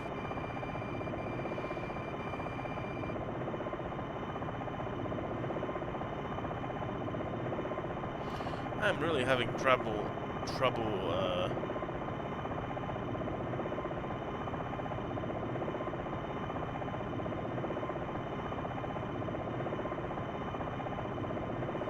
I forgot. Okay, we are getting close to the waypoint. Slow down and hover near the waypoint.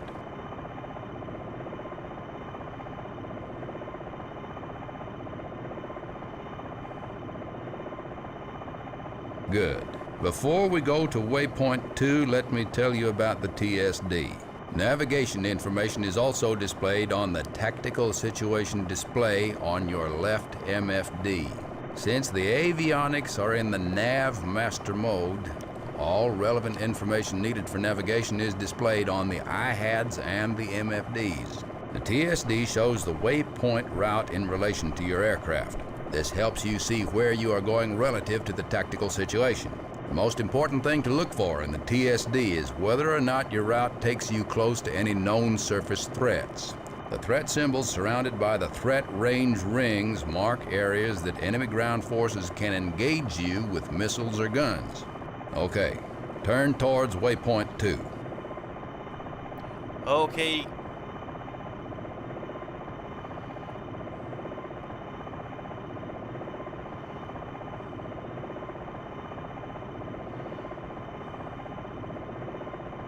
Good. Since you have flown through waypoint 1, the avionics automatically selects the next waypoint. Notice the symbol and circle on your TSD display? The 23 next to the symbol means that the avionics has determined that there is a ZSU-23 anti-aircraft gun out there.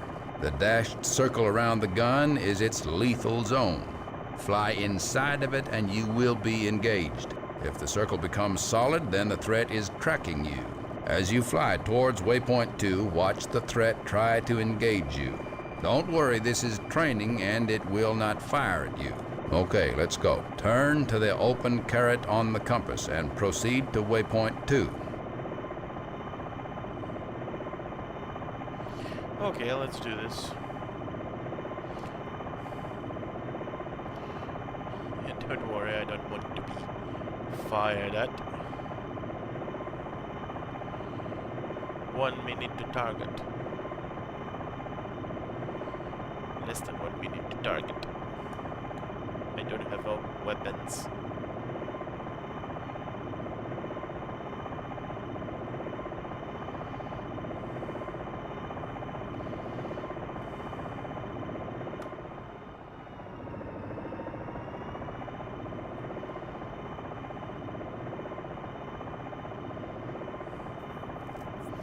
Oh, look, it's the tents.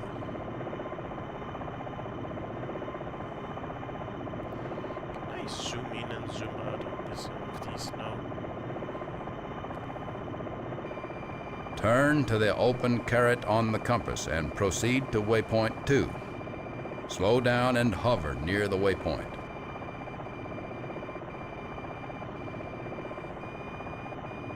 Here at waypoint 2, you will find a forward arming and refueling point, or FARP. When you land at a FARP, you can refuel and rearm your aircraft so that you can continue your mission. Each mission will have 1 or 2 FARPs available for you to use. Land at the FARP and refuel your aircraft.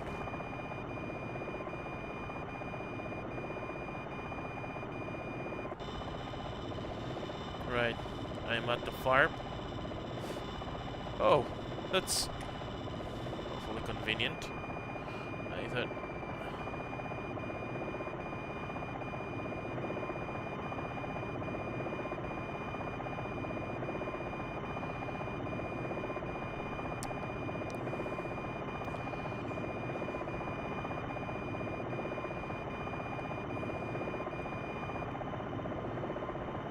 I'll need to be careful not to blow the tans off.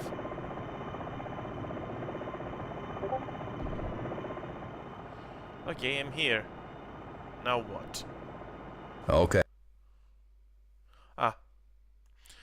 Very simple. It was so fast. Take off and let's go to waypoint 3, which is home. Oh, I just wanted to go home to rest, sleep.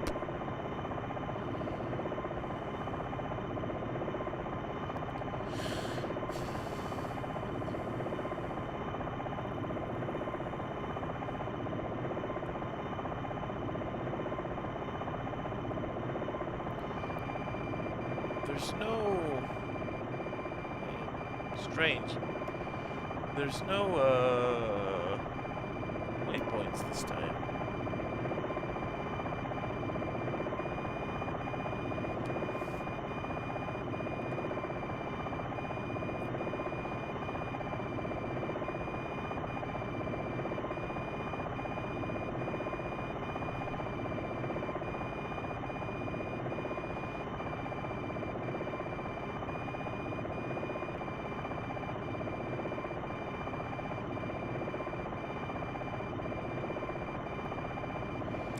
I do feel this is a lesson that should have been... Good. Now land the aircraft.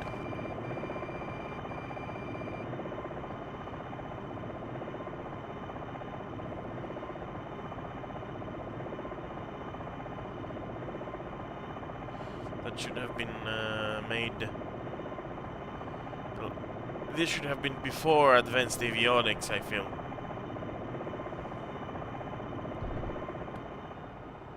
I've landed the aircraft, boss. Now what? Great job. Remember, if you ever want to change your waypoints during a mission, or look for the location of all known units, look at the briefing map by hitting the Alt-N key. You can make all changes from there, just like before a mission. This concludes the lesson on navigation. The next lesson will be about defensive countermeasures. Thank you. Thank you. Thank you very much, sir.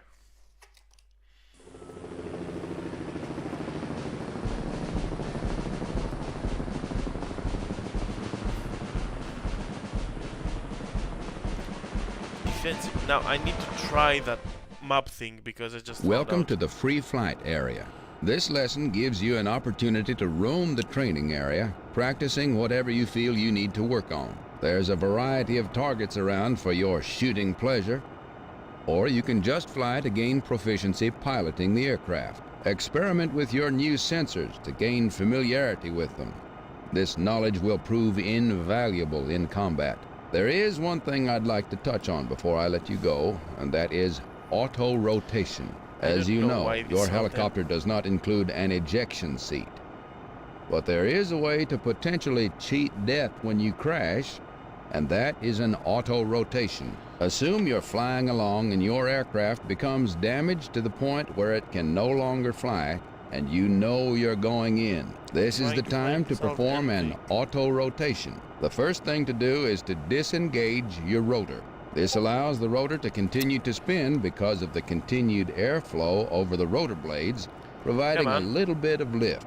As you continue to lose altitude and approach the ground, try to keep your airspeed between 60 and 100 knots and the nose of the aircraft slightly high. When you're about 50 feet from the ground, quickly pull full collective. This will cause the rotor blades to take a large bite into the air, drastically slowing the chopper down. If you time this right, the bite will slow you down enough to allow you to survive the impact. Be shy. Remember, the Apache is designed to survive an impact of 40 feet per second. The auto-rotation is a difficult maneuver and requires lots of practice. Okay. But I don't know why I can't open this map thing, he said.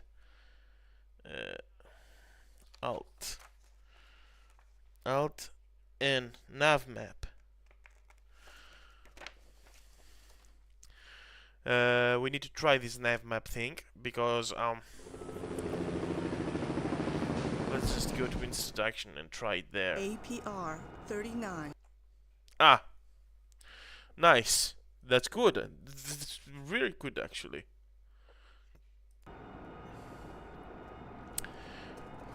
It works. I don't know why it doesn't work on the the training, but whatever. Let's go back to this defensive countermeasures. This lesson is about survival. When you are flying your longbow around the battlefield, you represent a serious threat to enemy forces, and they know this. To counter your threat, bad guys around the world have spent a lot of effort coming up with neat and interesting ways to destroy your aircraft. You must learn how to detect, classify, and avoid these threats. And that is what I'm here to teach you today. Take off and fly towards waypoint 1. Okie-doke. On the way, I'll talk about the Aircraft Survivability Systems, or ASE. The ASE consists of several systems. The passive systems include the radio frequency interferometer, which determines the type of the radar, therefore telling you what the threat is. Another passive system is the radar warning receiver, which detects and tracks emitting enemy radars. A laser warning system warns of any laser-guided weapons.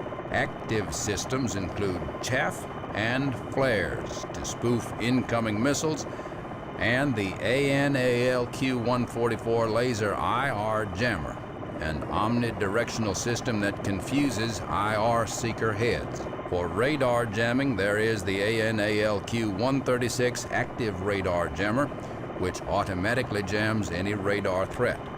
Add to these systems the ability to withstand several hits by 23mm cannon fire, and the longbow is very survivable, but you still need to be careful. The best part of all this equipment is that it is mostly automated, and control and display of information is located in one place, the Aircraft Survivability page. Here, you can turn the radar jammer on and off with the cursor, or you can use the J key. SA 8. Tracking 11 o'clock. Triple A. Tracking 12 o'clock. The indicator is in the upper right of the display. You can also turn the IR jammer off and on here, using the I key. The indicator is on the bottom left of the page. The most important information displayed on this page, though, are the threats themselves. A threat is something on the ground that can search, track, and engage you. Due to our intelligence on enemy radars, we can determine a threat's actions by its emissions. That information is then displayed on the ASE page. When a threat begins to engage you, the ASE page will automatically pop up on the right MFD. You can turn off this auto page feature using the Shift A key. When you get to waypoint 1, we will look at some threats. Okay.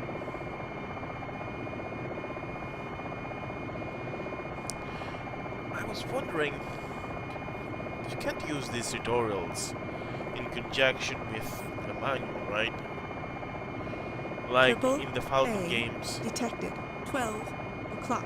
Of course, the Falcon games need exclusively the manual. Fly to waypoint 1.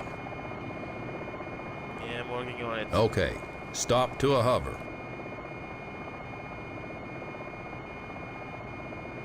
Okay. Stop to a hover.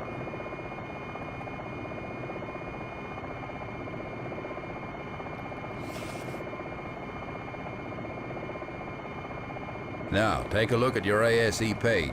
See the symbols? Each symbol represents a threat. The number next to the symbol tells what the threat is. A 2-3 is a ZSU-23 anti-aircraft gun. A 2-6 is a 2S6 anti-aircraft system. An 8 is an SA-8, and so on. The rings around the symbols represent the engagement ranges of the threats. If you fly into these areas, you are now in range of their weapons. The symbols and the circles also tell you the activity level of the threat. If the circle goes solid, then the threat has switched from search mode to tracking mode. If the circle goes solid and there is a line drawn to your aircraft, then the threat is tracking you.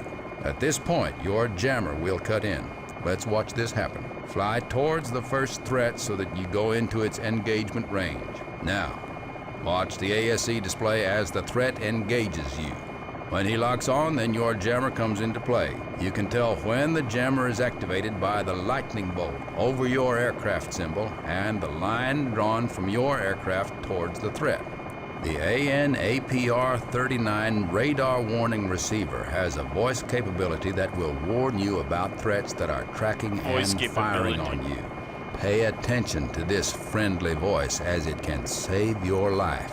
Since this threat is a ZSU-23 anti-aircraft gun, you can only tell if it is searching or tracking targets. When it wants to fire, it will just open up with all 4 barrels. Let's go to waypoint 2, where we can see some SAM sites. As you go, watch the various threats search for and track you, and listen to the RWR.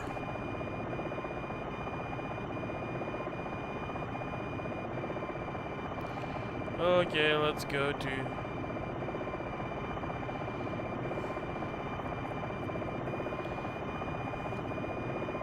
Can I just click the waypoint here? No?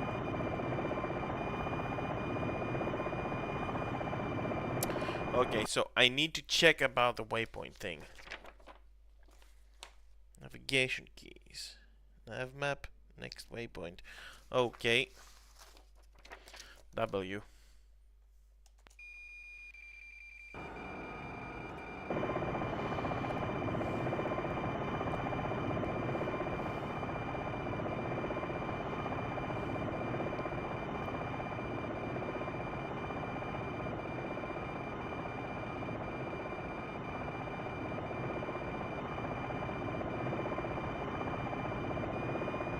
Okay, let's watch a SAM site in action. SA-6 detected 10 o'clock. Remember, this is training and they can't hurt you. Turn towards waypoint 3. Look at your ASE display and fly towards the first SAM site, a venerable Soviet-made SA-6. When you get into its range, watch the display. Acts like a gun, right? The difference between an anti-aircraft gun and a SAM is that we know when a SAM fires because its radar goes into launch mode. Fly closer to the SAM site until it launches on you. Notice the ASE symbology. The threat symbol starts to flash, and a symbol for a missile appears, starting to move towards your aircraft. The RWR goes nuts and starts to tell you where it thinks the missile is. At this point, your jammer goes into overdrive and your chaff dispenser starts to automatically eject a cloud of radar reflective aluminum behind your aircraft. Okay, stop to a hover.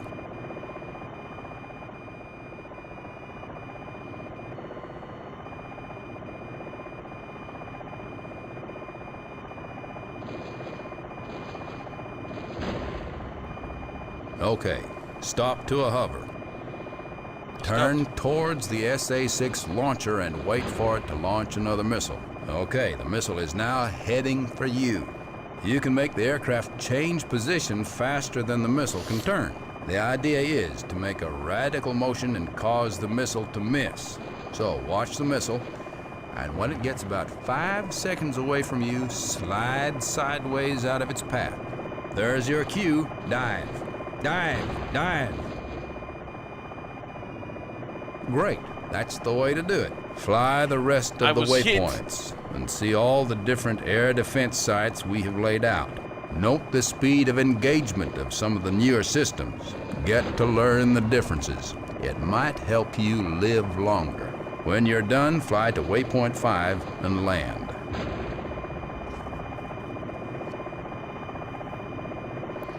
Okay. That went okay.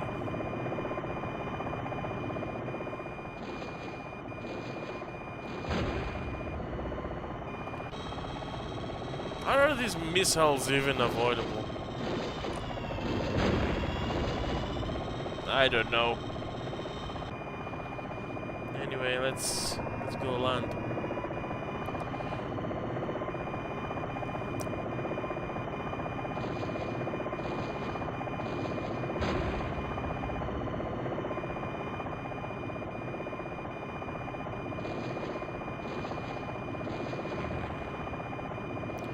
I'm still getting shot at by these SAMs.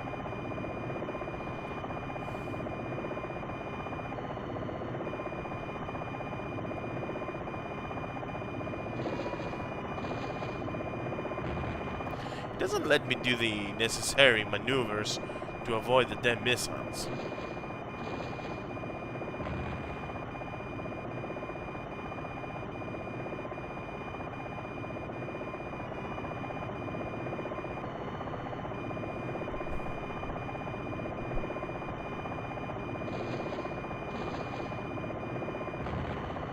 When you're done, fly to waypoint 5 and land. I'm doing that. I'm doing it.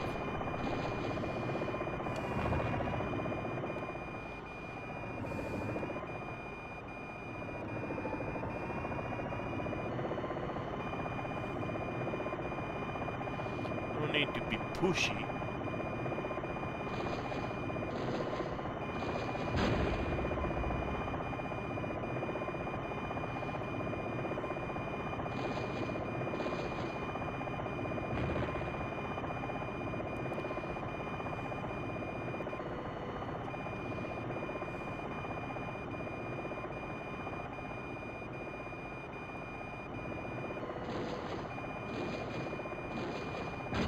Land the aircraft.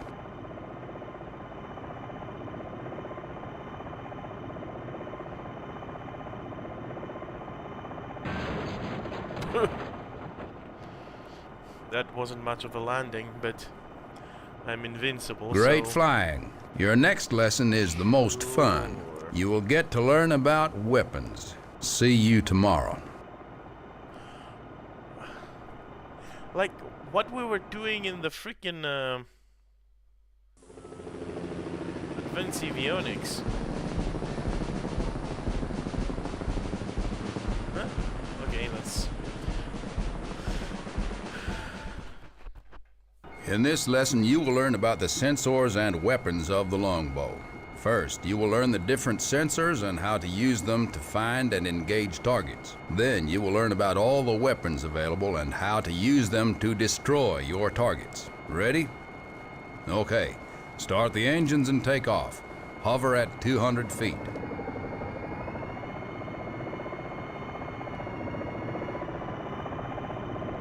Like,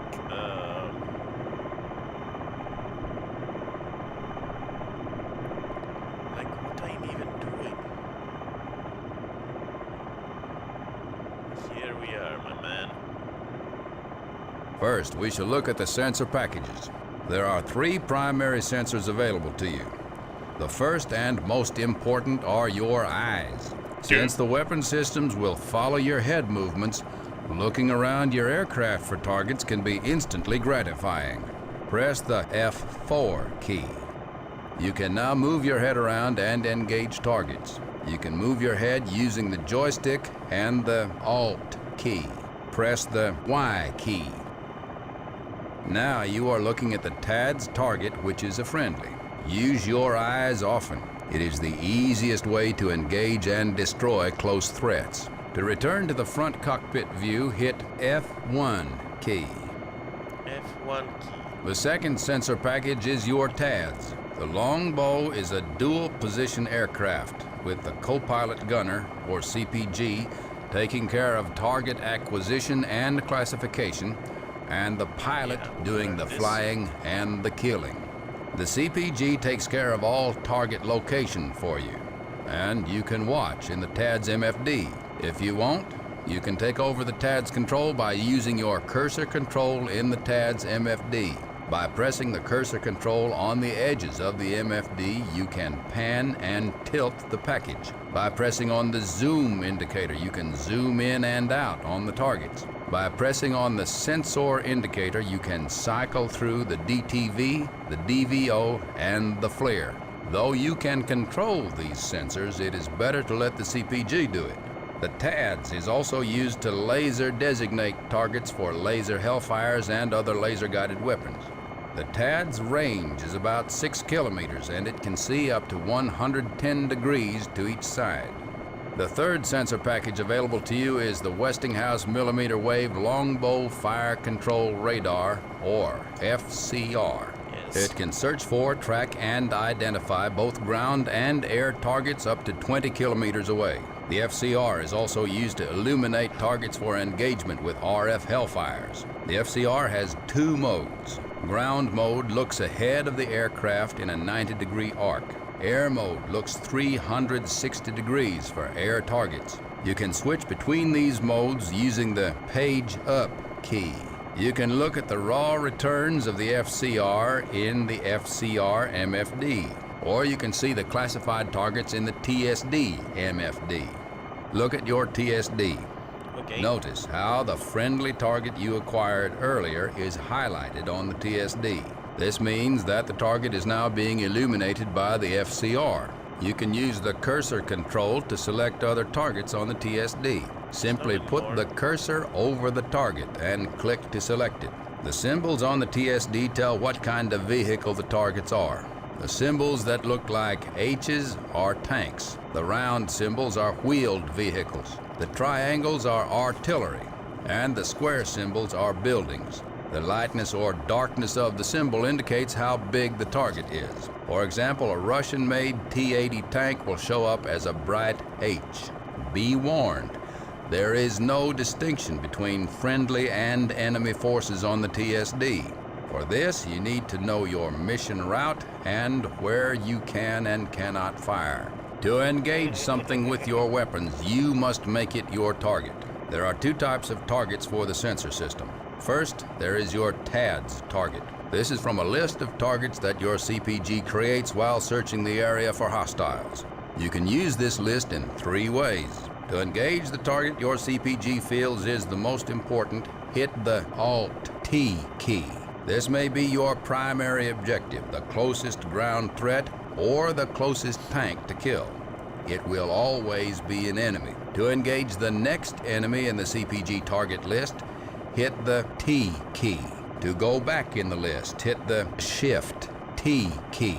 You use these keys to cycle through all enemy targets. To cycle through friendly targets, use the Y key. TADS targets can be engaged with rockets, laser hellfires, stingers, and the chain gun. If the FCR is slaved to the TADS, then you can engage with RF hellfires also.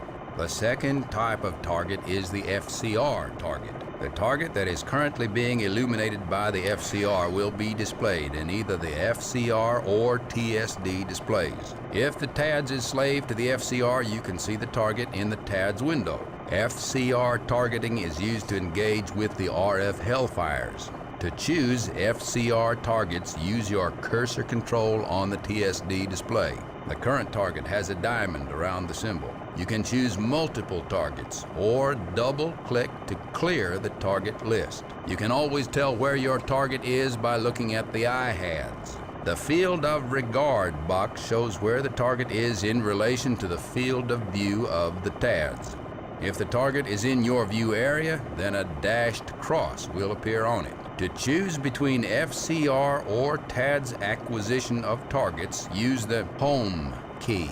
You can check which mode you are in by looking at the weapon page. Changing acquisition modes is useful to keep a target locked in one mode while searching for other targets via an MFD in the other mode. Okay, let's go have some fun. Fly to waypoint 1. Okay, let's fly to waypoint 1.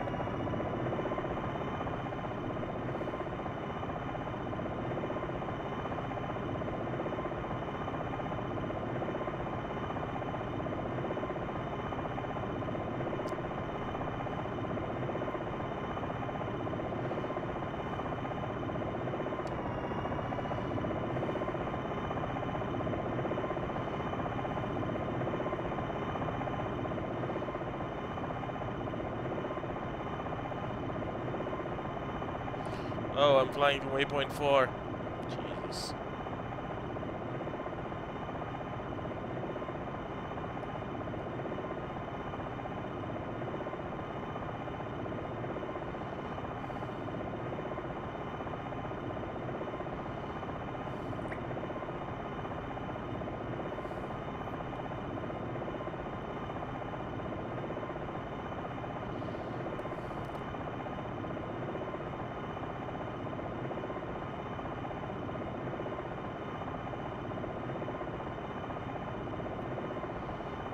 Whoop.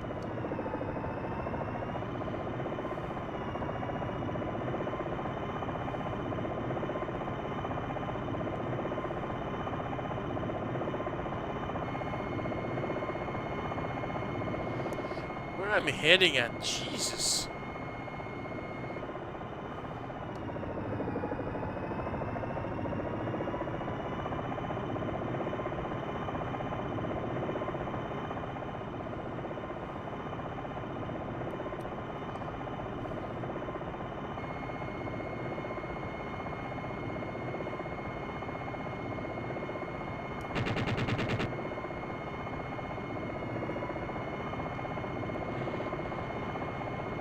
Point your aircraft towards waypoint 1 and fly there.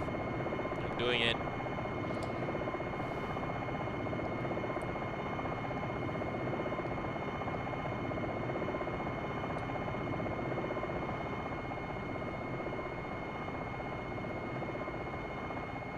Point your aircraft towards waypoint 1 and fly there.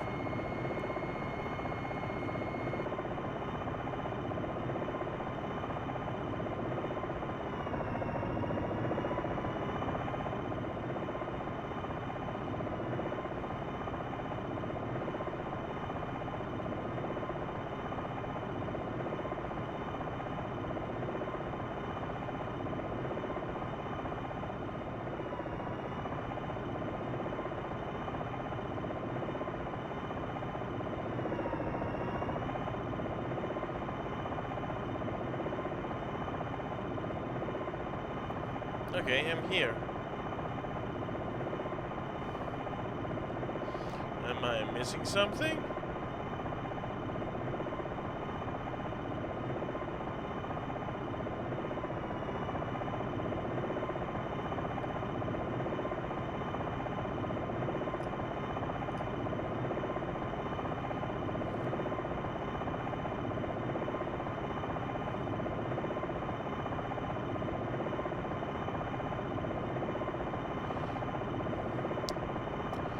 I'm here, man. What do you want me to do?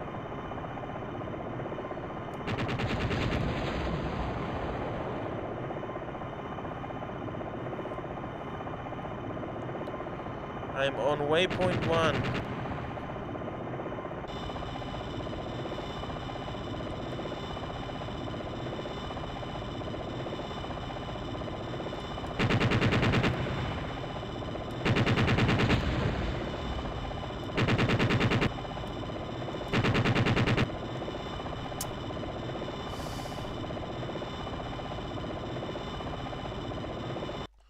Okay, I don't know what did I do wrong. Let's start from the beginning.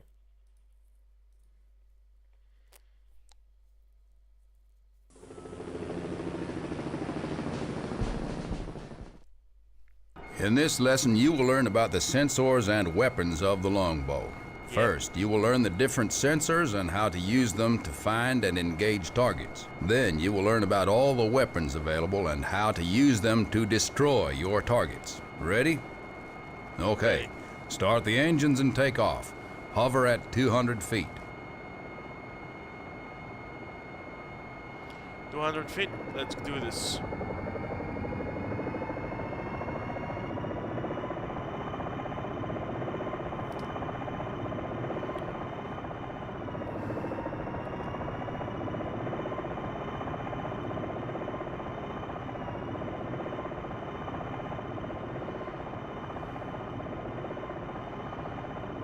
First, we shall look at the sensor packages. There are 3 primary sensors available to you. The first and most important are your eyes. Since the weapon systems will follow your head movements, looking around your aircraft for targets can be instantly gratifying. Press the F4 key. Give me a sec here, guys. Press the F4 key. I get you. F4 key. You can now move your head around and engage targets. You can move your head using the joystick and the Alt key. Press the Y key. Oh, okay. But the joystick is a bit finicky. Now you are looking at the TAD's target, which is a friendly. Use your eyes often. It is the easiest way to engage and destroy close threats. To return to the front cockpit view, hit F1 key. The second sensor package is your TADS. The Longbow is a dual-position aircraft with the co-pilot gunner, or CPG, taking care of target acquisition and classification, and the pilot doing the flying and the killing. The CPG takes care of all target location for you, and you can watch in the TADS MFD. If you won't, you can take over the TADS control by using your cursor control in the TADS MFD. By pressing the cursor control on the edges of the MFD, you can pan and tilt the package. By pressing on the zoom indicator, you can zoom in and out on the targets. By pressing on the sensor indicator, you can cycle through the DTV, the DVO, and the FLIR. Though you can control these sensors, it is better to let the CPG do it. The TADS is also used to laser designate targets for laser hellfires and other laser-guided weapons. The TADS range is about 6 kilometers, and it can see up to 110 degrees to each side. The third sensor package available to you is the Westinghouse Millimeter Wave Longbow Fire Control Radar, or FCR. It can search for, track, and identify both ground and air targets up to 20 kilometers away. The FCR is also used to illuminate targets for engagement with RF hellfires. The FCR has 2 modes. Ground mode looks ahead of the aircraft in a 90-degree arc. Air mode looks 360 degrees for air targets. You can switch between these modes using the Page Up key. You can look at the raw returns of the FCR in the FCR MFD, or you can see the classified targets in the TSD MFD. Look at your TSD. Notice how the friendly target you acquired earlier is highlighted on the TSD. This means that the target is now being illuminated by the FCR. You can use the cursor control to select other targets on the TSD. Simply put the cursor over the target and click to select it. The symbols on the TSD tell what kind of vehicle the targets are. The symbols that look like H's are tanks. The round symbols are wheeled vehicles. The triangles are artillery, and the square symbols are buildings. The lightness or darkness of the symbol indicates how big the target is. For example, a Russian-made T-80 tank will show up as a bright H. Be warned, there is no distinction between friendly and enemy forces on the TSD. For this, you need to know your mission route and where you can and cannot fire.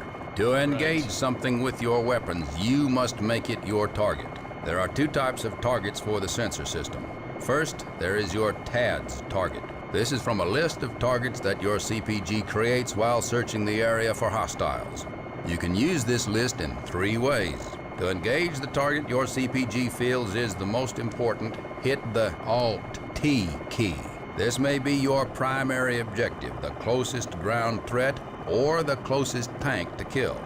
It will always be an enemy. To engage the next enemy in the CPG target list, hit the T key. To go back in the list, hit the Shift T key. You use these keys to cycle through all enemy targets. To cycle through friendly targets, use the Y key. TADS targets can be engaged with rockets, laser hellfires, stingers, and the chain gun. If the FCR is slaved to the TADS, then you can engage with RF hellfires also. The second type of target is the FCR target. The target that is currently being illuminated by the FCR will be displayed in either the FCR or TSD displays. If the TADS is slave to the FCR, you can see the target in the TADS window. FCR targeting is used to engage with the RF Hellfires. To choose FCR targets, use your cursor control on the TSD display. The current target has a diamond around the symbol. You can choose multiple targets or double-click to clear the target list. You can always tell where your target is by looking at the IHADS. The field of regard box shows where the target is in relation to the field of view of the TADS. If the target is in your view area, then a dashed cross will appear on it. To choose between FCR or TADS acquisition of targets, use the Home key.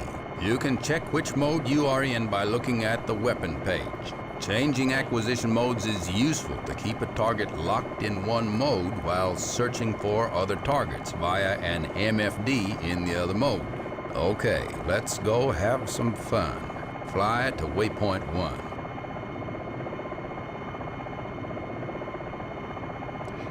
Okay, just...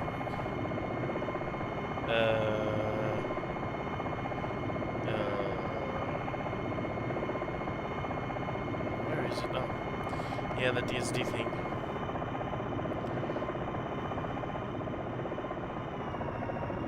Let's go.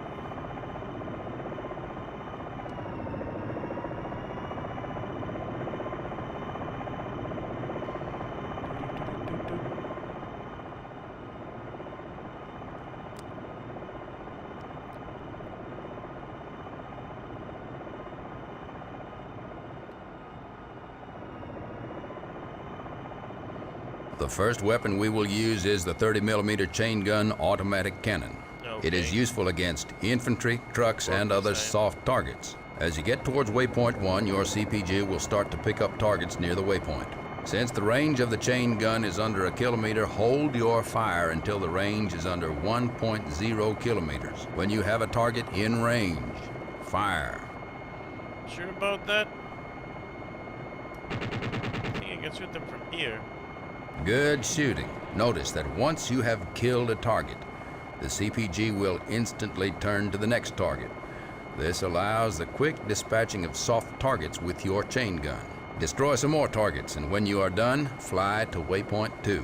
You start each mission with 1,200 rounds in your cannon. To check how many are left, look at the weapon display in an MFD.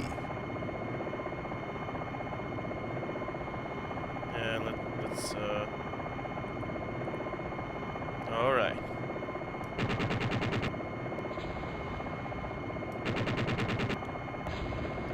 Linger a bit. Let me savor the explosions.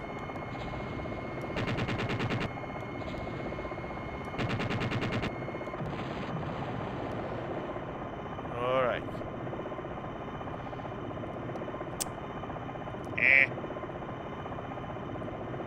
Let's go to the next waypoint then.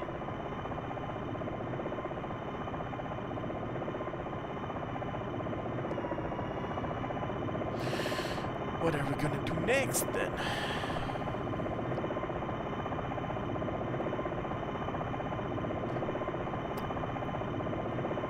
So I guess you don't have to do the job for both the CPG and the pilot. The CPG probably works automatically, which is convenient.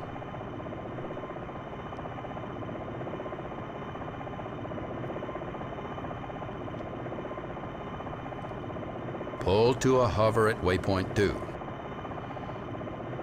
Yeah, I haven't arrived yet, mister.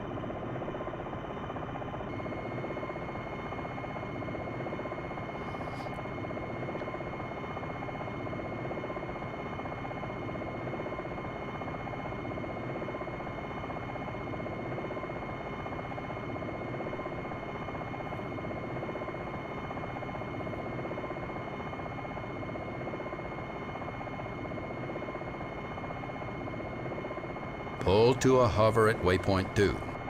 Okay, haven't reached waypoint 2 yet.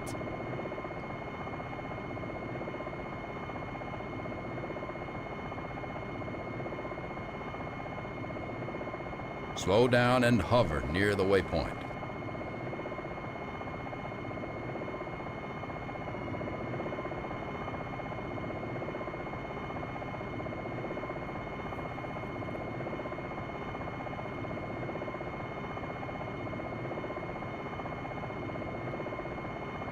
Okay.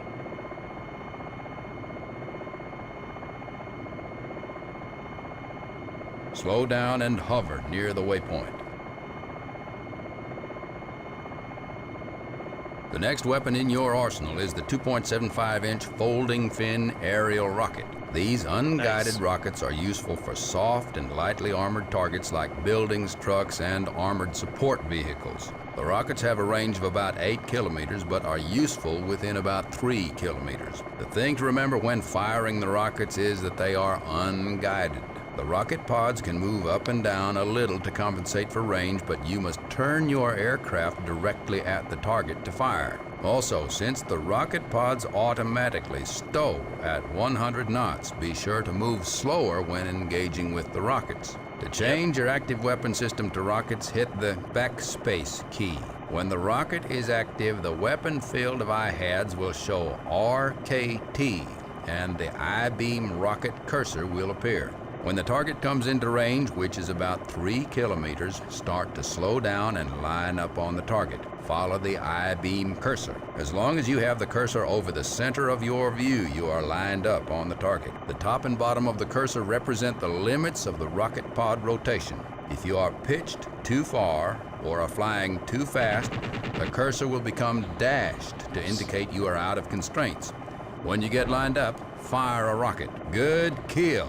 Sometimes it's easier to hit a target if you increase the amount of rockets that are fired. To change the amount of rockets fired on every shot, use the S key. Notice it takes a while to fire 8 rockets, but what destruction. You can see how many rockets remain by checking the weapon display on any MFD.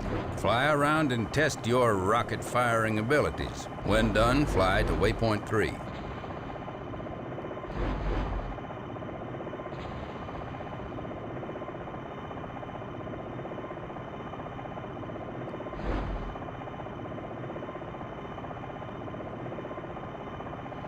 Okay, it works there too, right?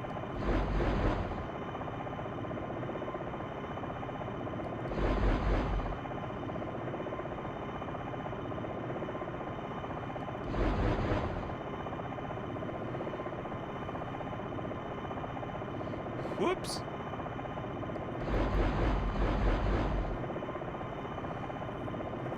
Yay!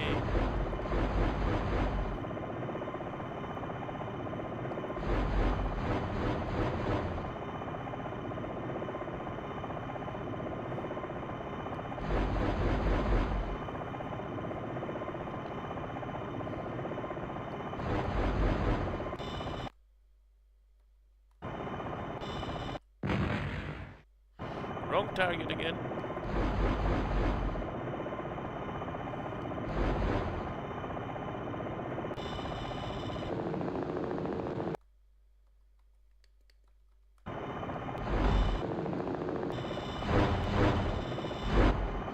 Doesn't track rockets.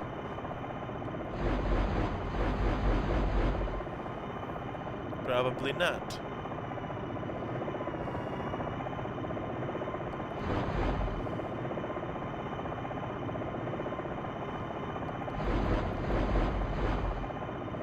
Fly to waypoint 3.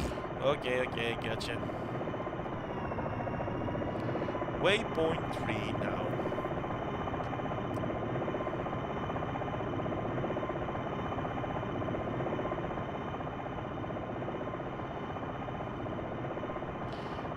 If anyone's in watching right now, hey, leave a chat and a like if you want.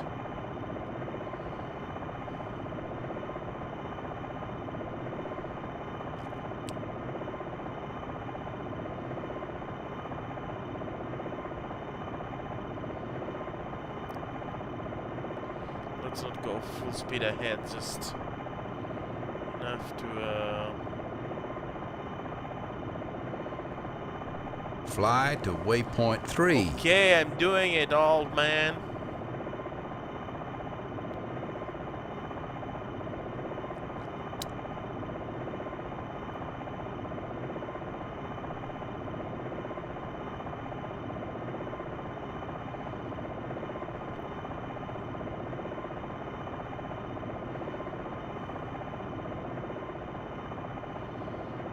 And we are here.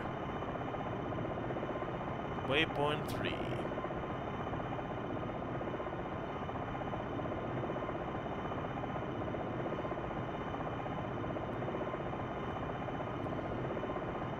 Slow down and hover near the waypoint.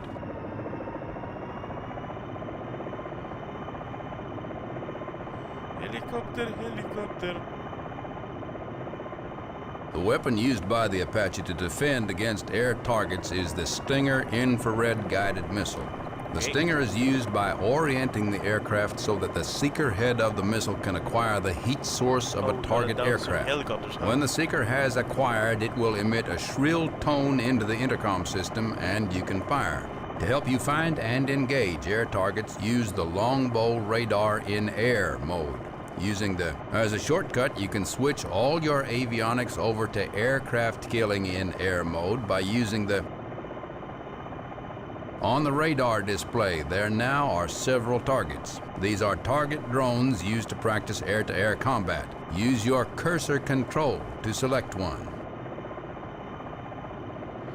Okay, I forgot how to... Good. Now, make sure that you have the stingers active. The IHAD's display should say ATA, and there should be a bouncing donut on the IHADs. This donut represents where the seeker head of the missile is looking. To fire the weapon, turn the aircraft towards the target. As you turn, watch how the donut cages to the Longbow radar and starts to look in the right area. When you get the launch tone and the donut is solid, launch. The missiles are extremely fast and...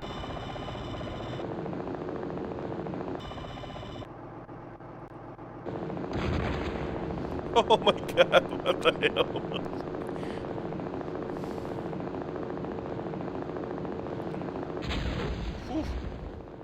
Good shot. Use the air radar to select another target and do it again. You might want to close on the target and try your cannon. It can be especially deadly to air targets at close ranges. When you are done, fly to waypoint 4. Will it happen again? Oh, no. What have I done? It crashed. Again, the folly of running old games on such modern systems. You win some, you lose some. Do I have to do this all again? You know what? I get it. Let's move to the last one. Strategy and tactics.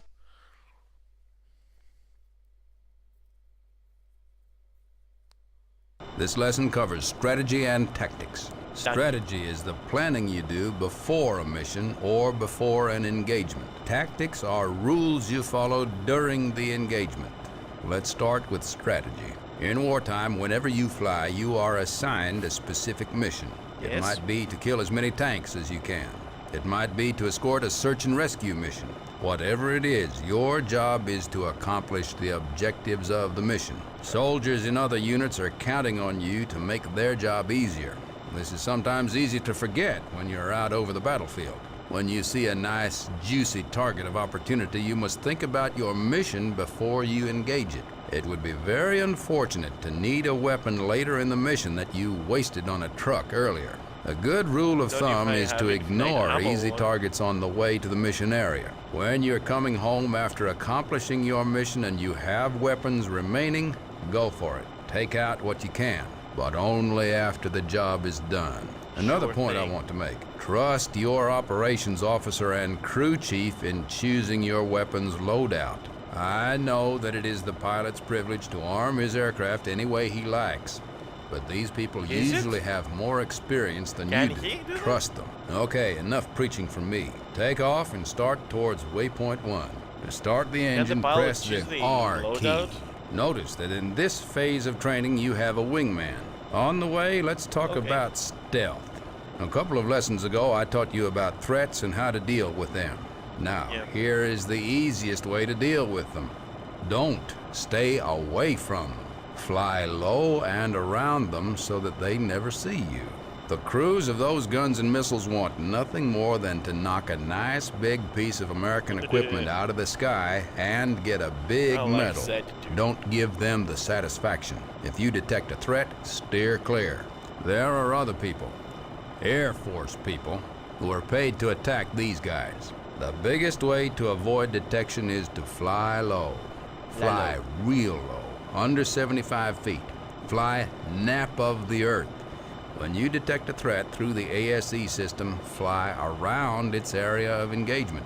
In the time you must expose yourself to threats, make the exposure count. Expose just long enough to send a hellfire his way. So let's fly real low.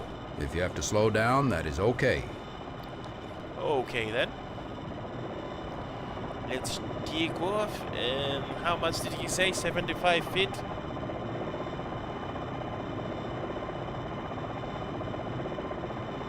That's...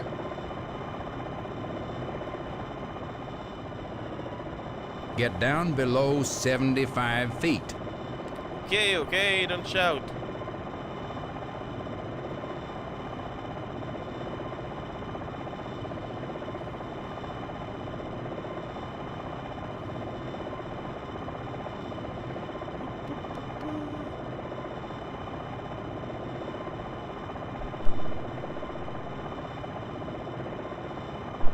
Sorry, I had to burp. Get down below 75 feet.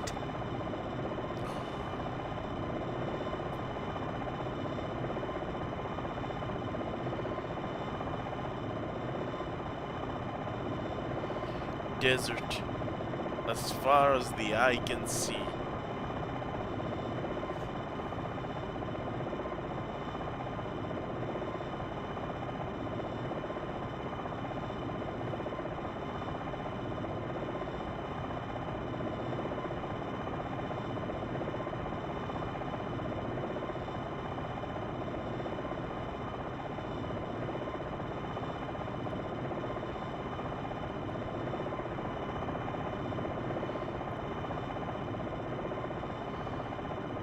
These maneuvers are easy.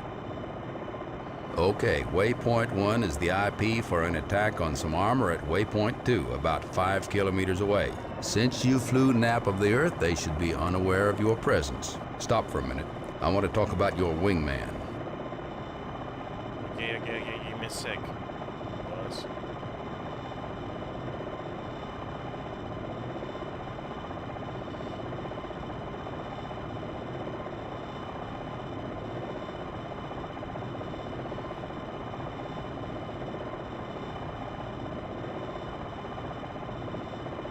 Your wingman is an extension of your purpose. He has the same mission as you do, with the added task of keeping you alive. He also has a like load of weapons that you can direct him to use. He will faithfully follow you around, watching out for you for the entire mission. Keep him alive. He is one of your greatest assets in battle. The wingman commands are simple. To tell him to attack your current target, use the Control 3 key.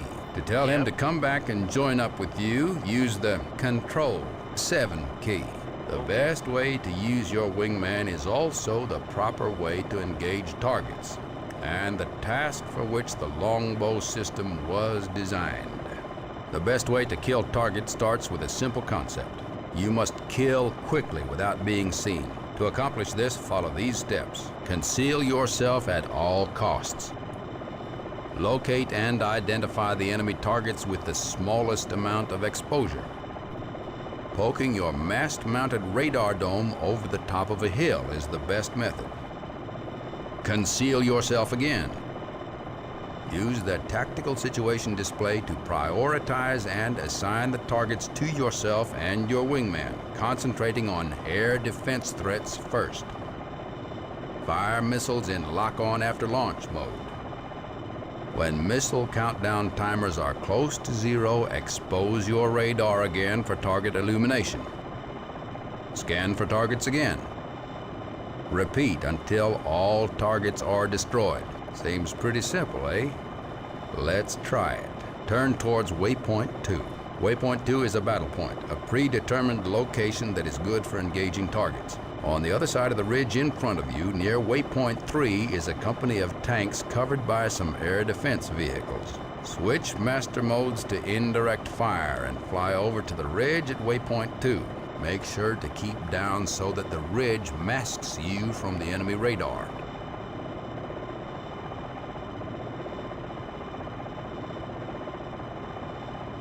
Oh no. Pull to a hover at waypoint 2. If you need to use the auto hover stabilization system, hit the H key. Remember to keep below the ridge. I like that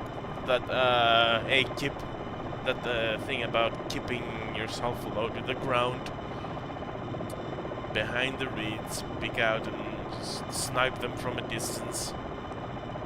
Pull to a hover at waypoint 2.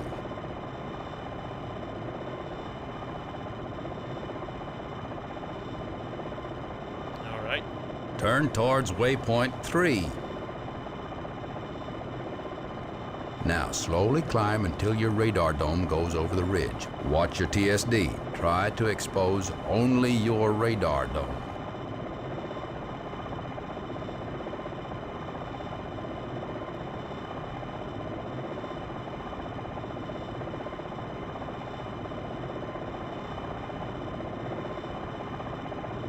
Drop down to remask yourself. Now look at your TSD. See all those nice targets. The computer has determined what they are.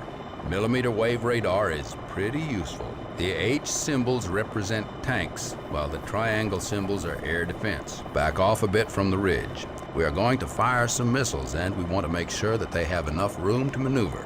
With one threat selected, tell our wingman to attack our target by hitting the Control 3 key. With one threat selected, tell our wingman to attack our target by hitting the Control 3 key. Copy. Attacking your target, sir. Now select the other threat. Firing Hellfire. Make sure you have Hellfire selected. Orient your aircraft so that the LOAL missile constraint box becomes solid, and fire. Now watch the countdown timer. When it gets to around 7 seconds, pop back up and unmask your radar.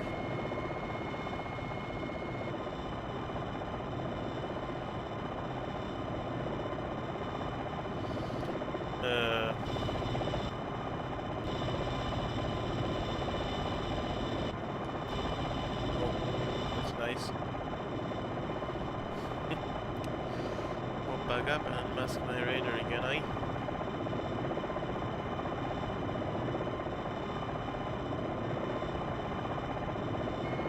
Make sure you have Hellfire selected. Orient your aircraft so that the LOAL missile constraint box becomes solid, and fire. Roger. Attacking your target. Firing.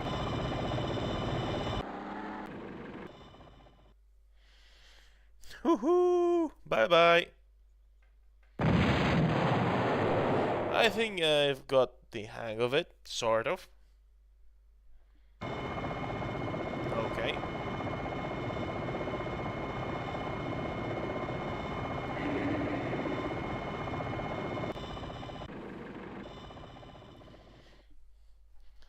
And another anti-aircraft gun gone.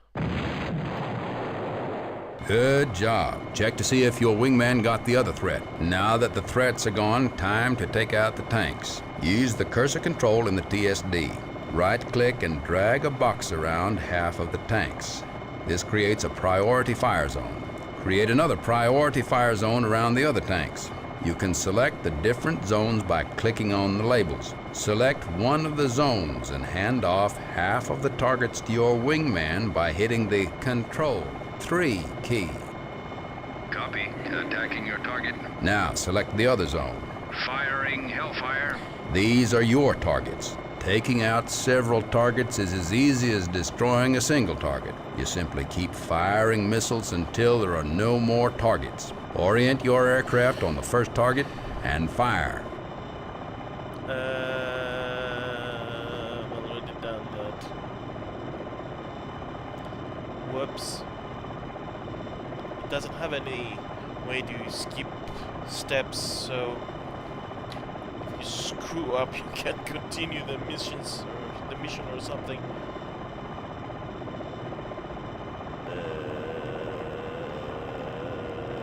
Orient your aircraft on the first target and fire.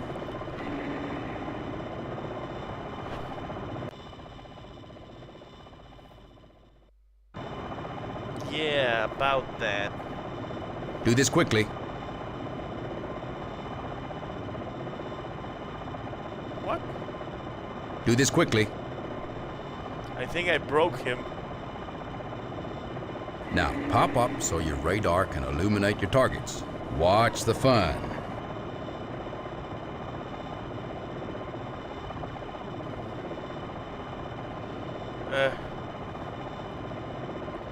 I should be able to drag a like box around them, but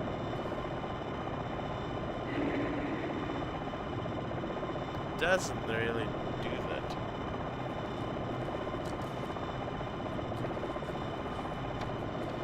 I'm reading the maybe should I do? I should be paying more attention on the previous missions, the previous tutorials. Ah! I found it. How do I delete them though? I don't know. Well, whatever.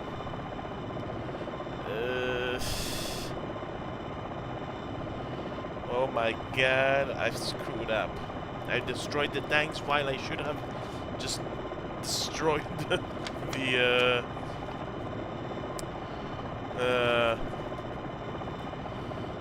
SAM sites. Should I start this over?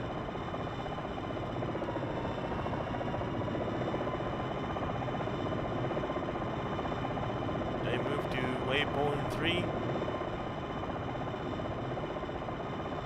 Maybe. Let's try it.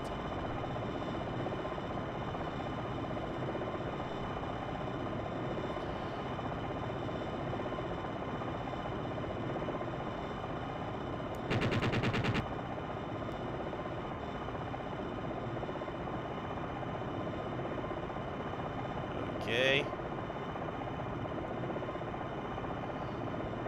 Waypoint 3.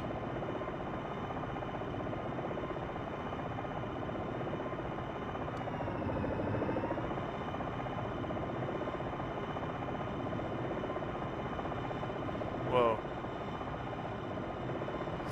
Yeah, I gotta start this over. I screwed up, damn it. Isn't there like a restart? A mission restart something? Okay. Mission and mission. I'll be playing this again. Over. This lesson covers strategy and tactics. Okay. Strategy is the planning you do before a mission or before an engagement. Tactics are rules you follow during the engagement. Let's start with strategy. In wartime, whenever you fly, you are assigned a specific mission. It might be to kill as many tanks as you can. It might be to escort a search and rescue mission. Whatever it is, your job is to accomplish the objectives of the mission. Soldiers in other units are counting on you to make their job easier. This is sometimes easy to forget when you're out over the battlefield. When you see a nice, juicy target of opportunity, you must think about your mission before you engage it. It would be very unfortunate to need a weapon later in the mission that you wasted on a truck earlier. A good rule of thumb is to ignore easy targets on the way to the mission area. When you're coming home after accomplishing your mission and you have weapons remaining, go for it. Take out what you can, but only after the job is done. Another point I want to make: trust your operations officer and crew chief in choosing your weapons loadout. I know that it is the pilot's privilege to arm his aircraft any way he likes, but these people usually have more experience than you do. trust them. Okay, enough preaching from me. Take off and start towards waypoint 1. To start the engine, press the R key. Notice that in this phase of training, you have a wingman. On the way, let's talk about stealth. A couple of lessons ago, I taught you about threats and how to deal with them. Now, here is the easiest way to deal with them. Don't stay away from them. Fly low and around them so that they never see you. The crews of those guns and missiles want nothing more than to knock a nice big piece of American equipment out of the sky and get a big medal. Don't give them the satisfaction. If you detect a threat, steer clear. There are other people, Air Force people, who are paid to attack these guys. The biggest way to avoid detection is to fly low. Fly real low, under 75 feet. Fly nap of the earth. When you detect a threat through the ASE system, fly around its area of engagement. In the time you must expose yourself to threats, make the exposure count. Expose just long enough to send a hellfire his way. So let's fly real low. If you have to slow down, that is okay.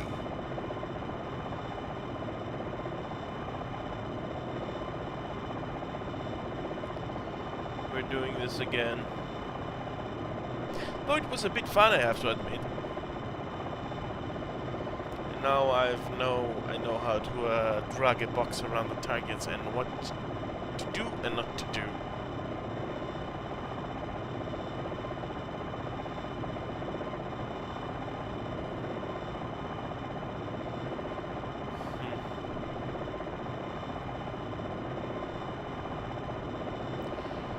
Okay, who's watching? I'm seeing 3 watching now. 1 is mine for sure, because I need to monitor the situation. But who's watching? Let me know.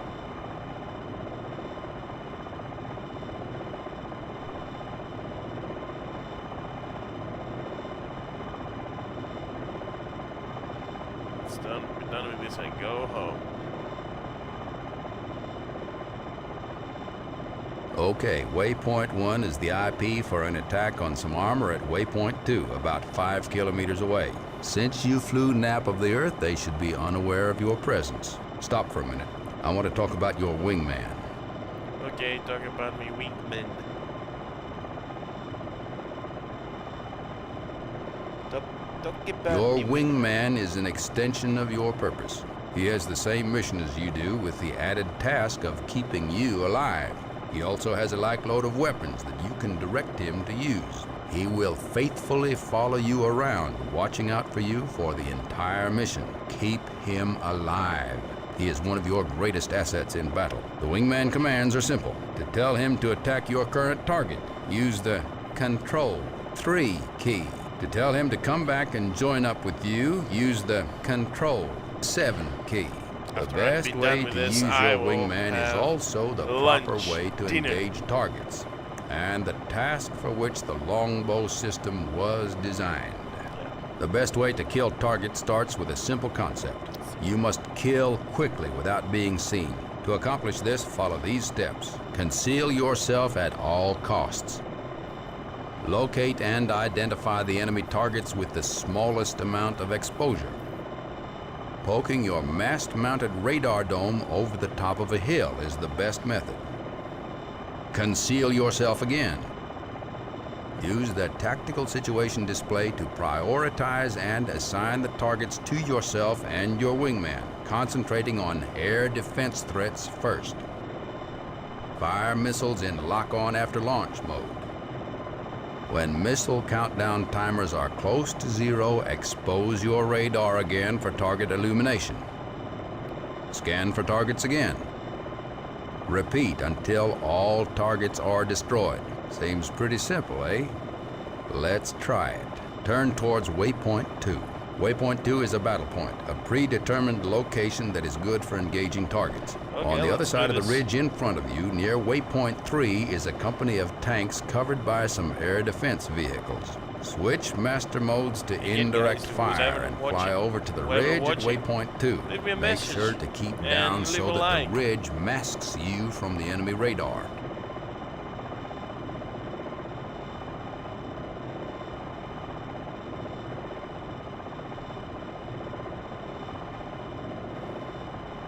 I hate talking to myself here.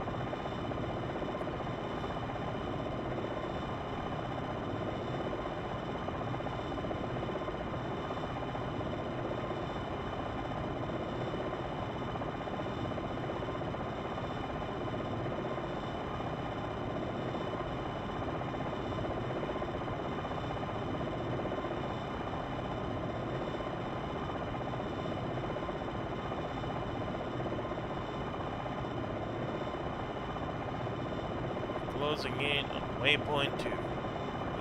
Too low. Too low. Terrain. Pull to a hover at waypoint 2.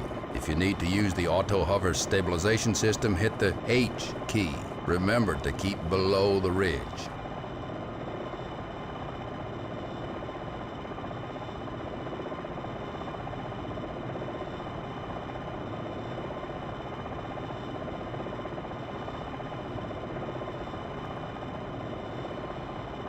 Turn towards waypoint 3. Now slowly climb until your radar dome goes over the ridge. Watch your TSD. Try to expose only your radar dome. Working on it. Hey, don't go too high. Triple A tracking 11 o'clock. Now look at your TSD. See all those nice targets. The computer has determined what they are. Millimeter wave radar is pretty useful. The H symbols represent tanks, while the triangle symbols are air defense. Back off a bit from the ridge. We are going to fire some missiles, and we want to make sure that they have enough room to maneuver. This is now your FCR target, even though you can't see it. We are going to send your wingman after this target while we take out the other threat. With one threat selected, tell our wingman to attack our target by hitting the Control 3 key. With one threat selected, tell our wingman to attack our target by hitting the Control 3 key.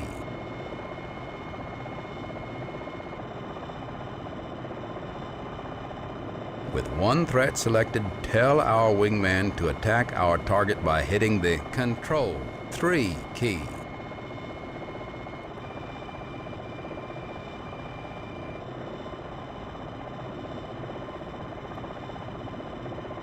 Copy that. Attacking your target, sir. Now select the other threat.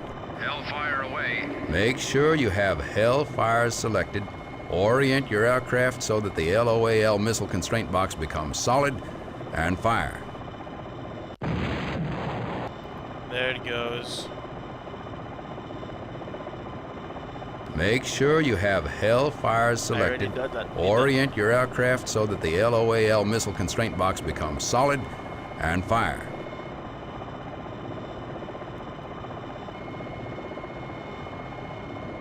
Make sure you have Hellfire selected.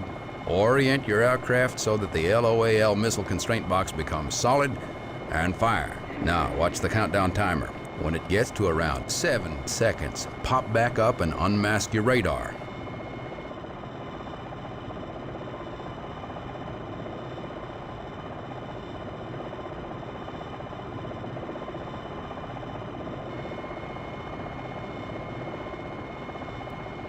Did I do it wrong again?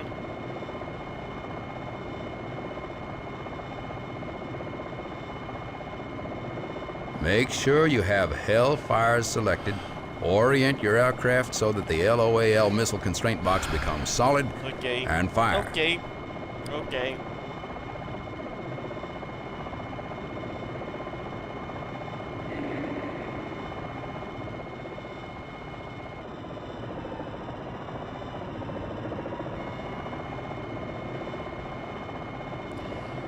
We screwed it again.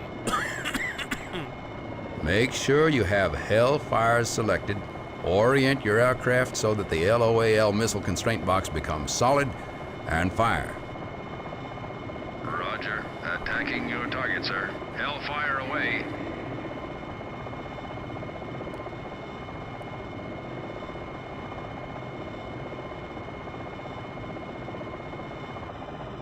There they go. Okay. I think that's it basically, because quite frankly, I'm not willing to do this again. And I screwed up.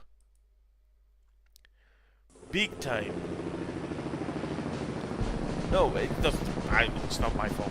Like, you can break it. I do not know if like you can break the game because it's in a modern system or something. But it is what it is. So I think, you know, I'll conclude it right here. These two, really, I'll just redo them at some point, right? In any case, guys, the 3 people who are currently watching, thanks for being here.